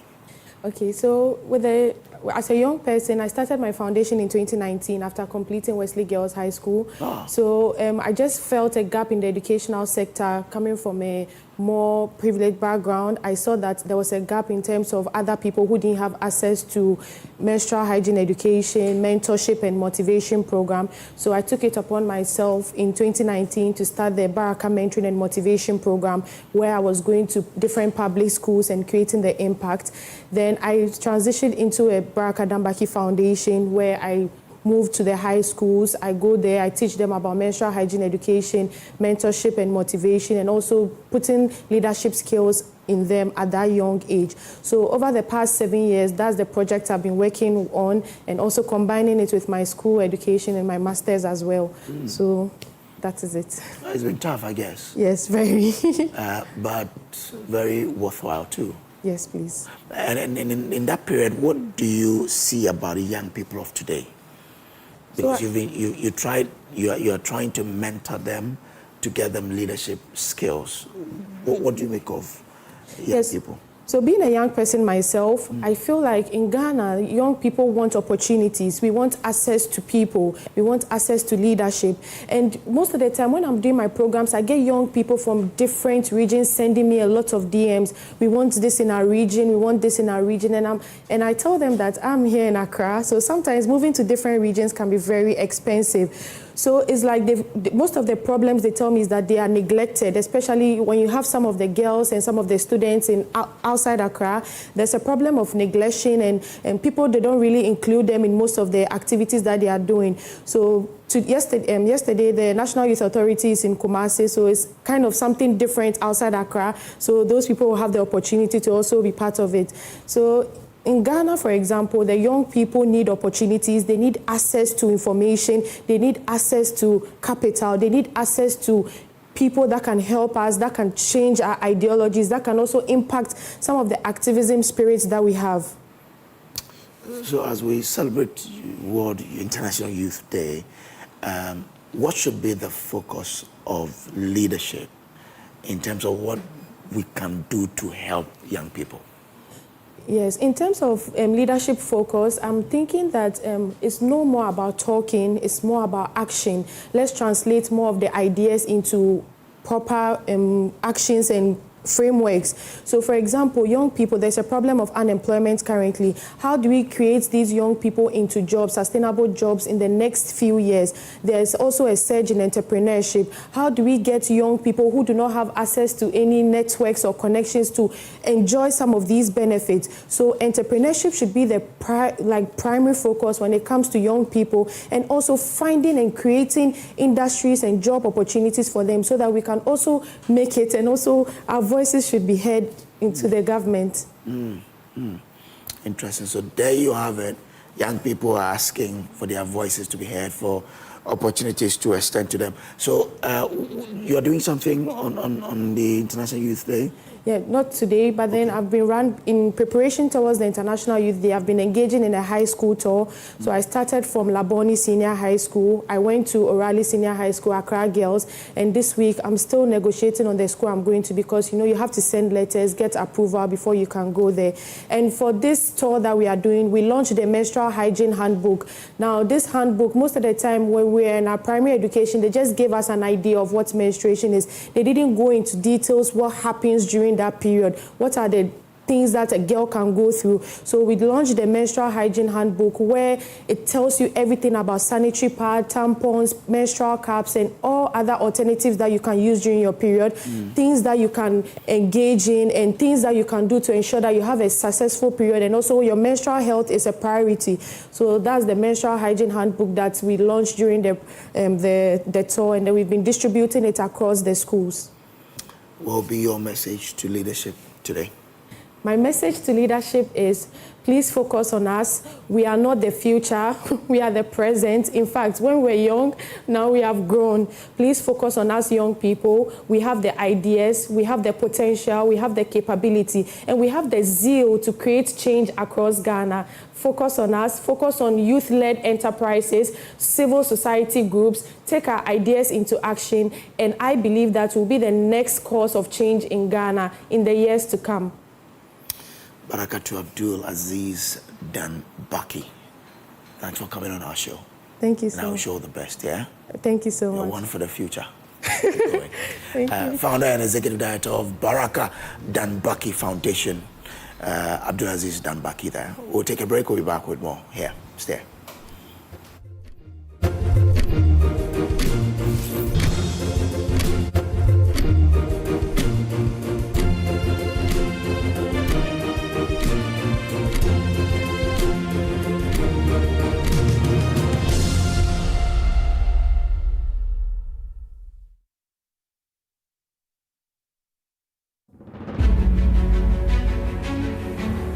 Young people are stepping up in the wake of the devastating changing weather patterns. They are leading innovation, intensifying their voices, and calling for a seat at the table where decisions about Ghana's climate action are taken. This International Youth Day, Joy News and Water Aid Ghana bring together young leaders, policymakers, and changemakers for the Young Leaders National Roundtable on Climate, Water, and Ghana's Future. A timely conversation on climate change, water security, and building a more resilient Ghana ahead of the United Nations Water Conference. Join us on Wednesday, the 12th of August at 10 a.m. only on Joy News. Our seat at the table where young voices inspire action and help shape Ghana's future.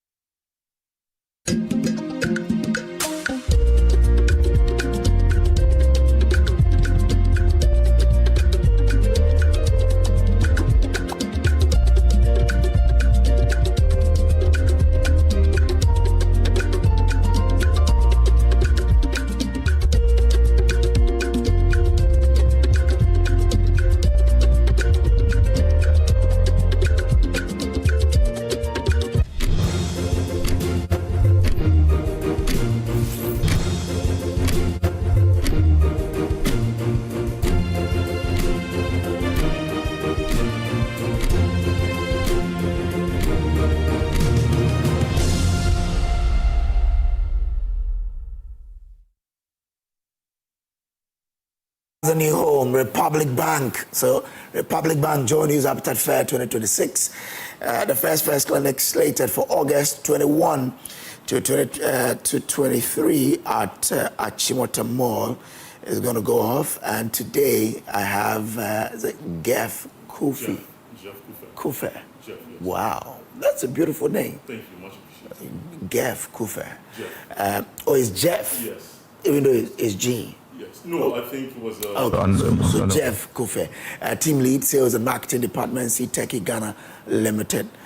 Jeff, good morning. Good morning, Kojo. It's a pleasure to be here. Pleasure to have you on the show. Thank you. And good morning to your cherished viewers as well. Great. Now, so what does CTech do? Right. So CTech Ghana is a manufacturing company that produces renewable energy, particularly solar energy systems, right? We have 3 factories in China that serve as our production and assembly plants, through which we distribute across 126 countries globally. Okay. So that's who we are and what we do. We've been established for 21 years, building trust and credibility with over 100,000 customers globally.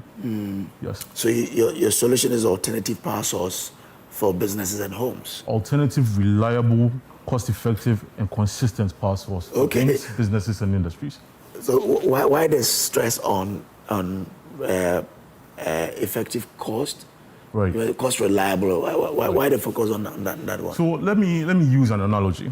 Let's say in 2015, you purchased a home for 500,000 Ghana cedis, and you moved in finding out that maybe you had to pay about 5,000 to 7,000 Ghana cedis every month as your ECG cost. Extrapolate that over 12 months, and that's 50,000 Ghana cedis plus.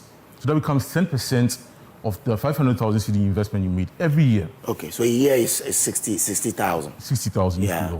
So let's extrapolate that even further across 10 years.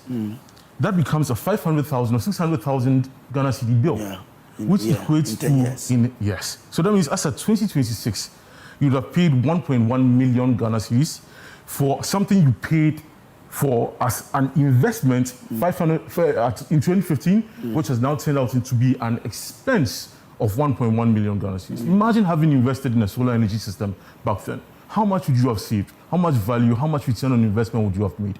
That is why we sit here talking about CTech Ghana today and the solutions that we have to offer residential, commercial, and industrial clients cut across Ghana. So take me through all the various solutions you have. Right. So we currently have, let me put this into perspective. We service everyday Ghanaians, right? From the small SME business that, say for instance, a barber is running his shop, busily cutting his customers' hair, and just like that, the lights go off. He can't continue his business. He's stuck in the process.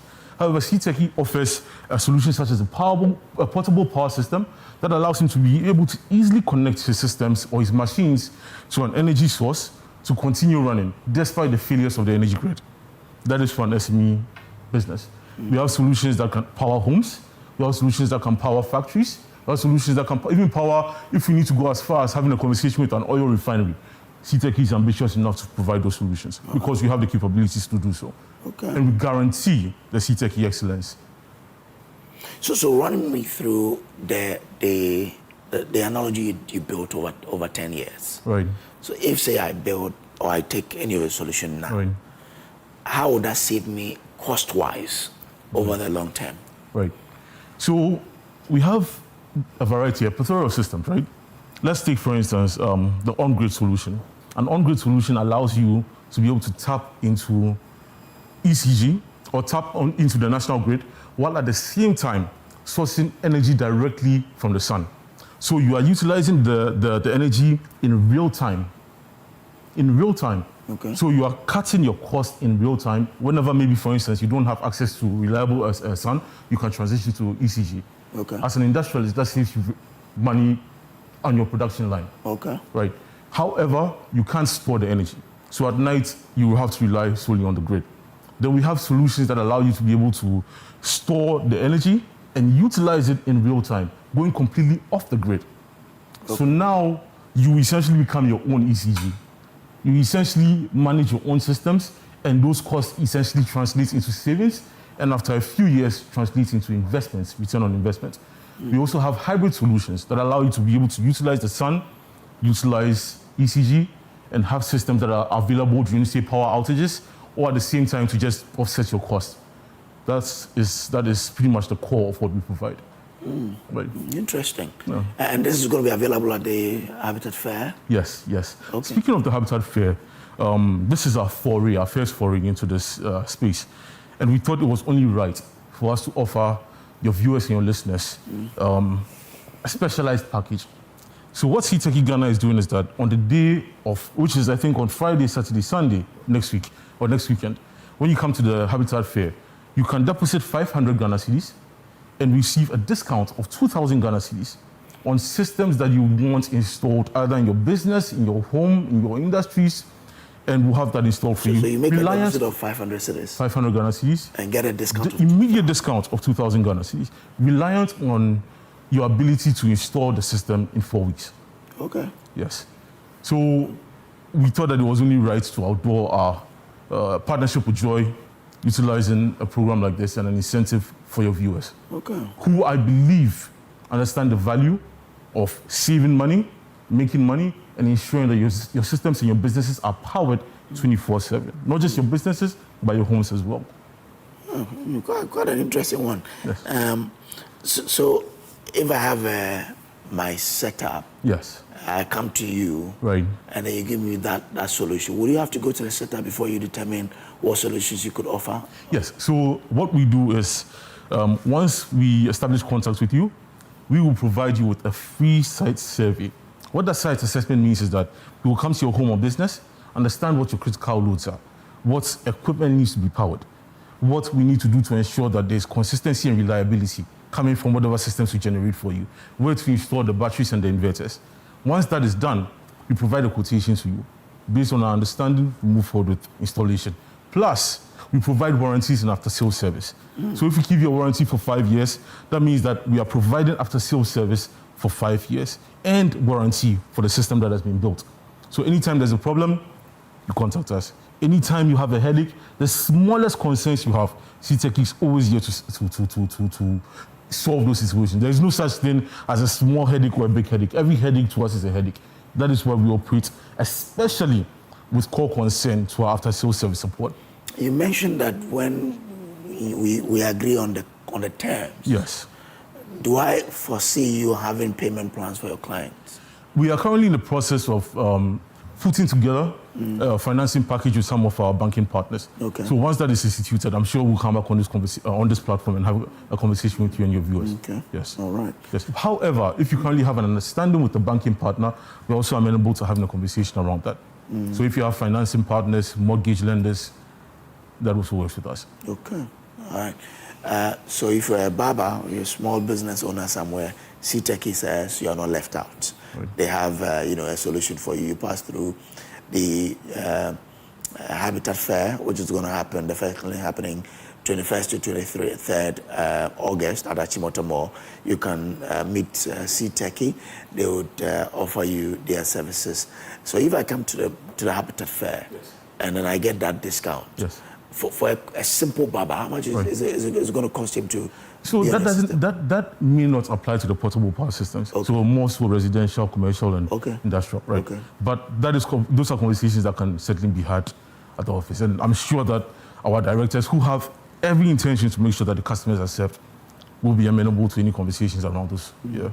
Is your services available across the country? Yes. Currently, we operate within Accra and Tema. However, we have an expansion strategy to move across the region within the next year or so. Okay. But we service clients anywhere, as of now. So if I'm in Bolga, that is not a problem. I've listened to you and I'm interested. Right. It's not a problem. It's not a problem. You will be there to sell. We will find our way to you. Okay. So where's your office location anyway? We are 2 minutes behind the U.S. Embassy at Cantonment. Yes. And we can be found across social media. Our socials are CTechie Solar, and our website is www.ctechiegana.com. We also have a hotline that, if you wouldn't mind me sharing. I don't mind at all. Sure. It's 055-155-5256. Okay, you just have to take your time and then let's pick it. Yeah. 055-155-5256. And the one thing I can guarantee you is that your future is brighter with See Turkey Ghana. Okay, all right. So that's See Turkey there. They are going to be at the Joy News Habitat, the Republic Bank Joy News Habitat Fair 2026. The first clinic is happening between August 21 and 23 at the Achimota Mall. All right, Jeff, just before we bounce off your last words to our viewers. Sure. Solar is not an expense. Solar is an investment. The same way you build a house so that you have comfort, safety, security, reliability, so that you don't pay rent over the next 30 years. It's the same way you invest in a system that provides that same kind of value to you. However, as opposed to even just simply existing in a house, our systems pay you back return on investment. That means every dollar spent, every dollar saved is a dollar returned to you. Or in our context, every CD spent, every CD saved is a CD returned to you. So let's think about it in that way and move forward towards building a brighter future with See Turkey Ghana. All right. Thank you very much, Jeff. A pleasure being here, Kojo. Team lead, Sales and Marketing Department, See Turkey Ghana Limited. And I wish to see you at the sales. I'll be there. The Republic Bank Joy News Habitat Fair, first clearing happening 21st to 23rd of August at the Achimota Mall. See you there. We'll take a break here. We'll be back to wrap up the show. But let me just bring this information to you. There's a stolen car, actually. That's what we've put on the television, on the screens. It's a Toyota Hilux double cabin pickup, gray in color. The plate is GN2125-15. GN2125-15. It was stolen on 9th July 2026 at Popiase in the Greater Accra region. Please, if you find it, kindly contact 0501 603171. 0501 603171. The number is on the flyer there, please. Help us locate this car. It's a Toyota Hilux double cabin pickup. Someone stole it. Help us find it for the owner, please. We are worried and we want to see where our car is. So if you've seen it anywhere, let us know. Well, we'll take a break here. We'll return to wrap up the show. Stay on. Okay, Jeff. It was a wonderful experience and a pleasure meeting you. It's a nice one meeting you. Sure. You have a card.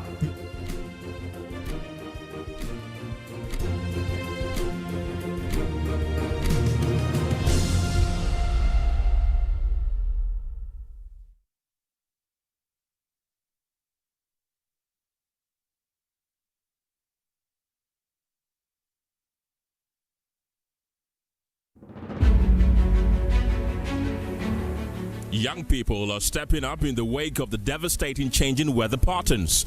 They are leading innovation, intensifying their voices, and calling for a seat at the table where decisions about Ghana's climate action are taken.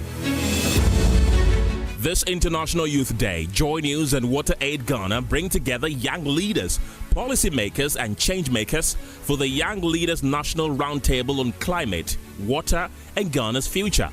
A timely conversation on climate change, water security, and building a more resilient Ghana ahead of the United Nations Water Conference. Join us on Wednesday, the 12th of August at 10 a.m. only on Joy News. Our seat at the table where young voices inspire action and help shape Ghana's future.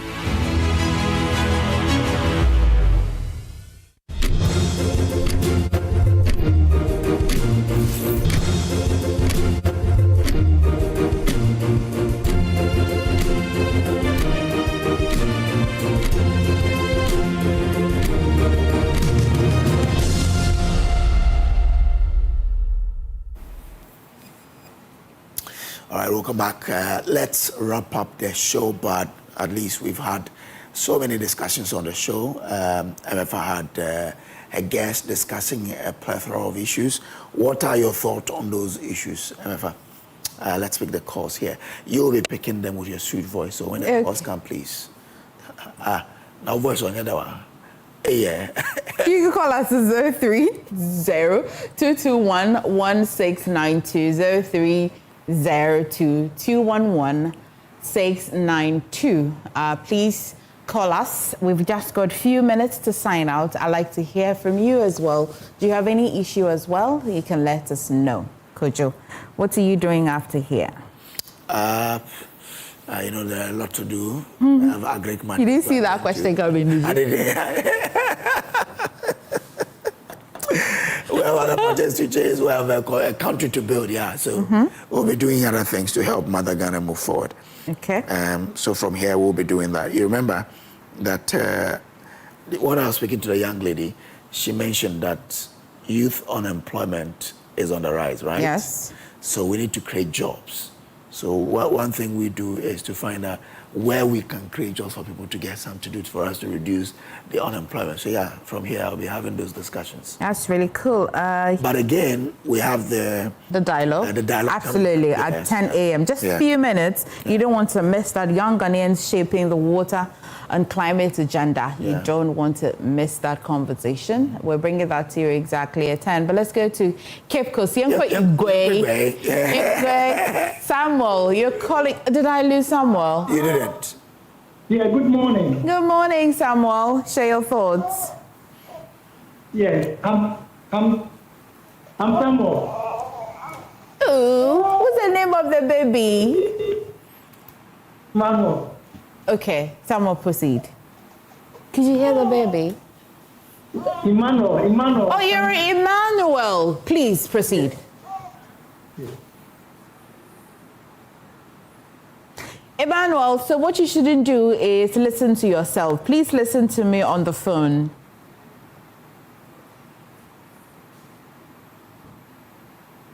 I'm sorry, we lost Emmanuel, who was calling us from Cape Coast. I didn't just hear Emmanuel's voice, I heard the baby voice. Such a cutie pie. Who do we have? Please share your thoughts quickly before we hand you over to the team and the dialogue. Thomas, you're calling us from London. London. Okay, please proceed, Thomas.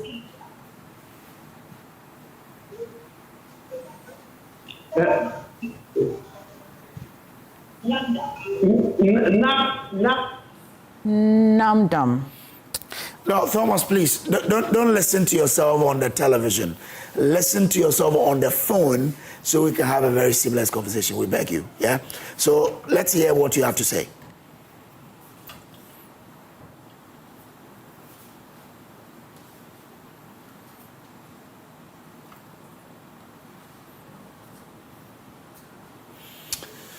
All right. Unfortunately, we don't seem to be getting our people, you know. So I hear we have a last caller on the line. Yeah. Hello. Good morning. Good morning. Please, my name is Derek Kappa. Derek, good to hear from you. Please proceed. My name is Derek Kappa, founder of Africa Consciousness Youth Uprising Foundation. Nice. Yeah, please. I have an organization called African Consciousness Uprising, and I'm not getting support. I watched you the last time when you went to Honorable Nas Adeti, and I was like, I wanted to get in touch with these people. I'm not getting support from the government, and my project is still saying development. And I wish I could get in touch with people and help us contact them. Okay, so I'm very responsive via my social media platforms, so you can just send me a message, Emefa Akosua-Adeti, and we'll pick it up from there, okay? All right, Derek, okay. Kojo? Yeah. All right, let's say bye-bye. We have to. So thank you very much for watching us. There's a lot more for us to bring you in, our subsequent programs here on the channel. But of course, that big young people's conversation coming up, Derek will be, I guess Derek will be doing that, huh? Yes, Derek is moderating it. Derek Ashlevi. Yeah, he did a wonderful job. The dancing pastor. So look out for that particular conversation where young people will make their voices heard when it comes to climate change issues. It's happening now. I want to say thank you to the team. Kingsley, Nick Nicholas, Prince, and all of you out there, Maoli, behind the team that makes it possible. We'll see you again tomorrow on the morning show, but I definitely will see you at 12 for the news bulletin. But please stay for the Young Ghanaians shaping the water and climate agenda conversation.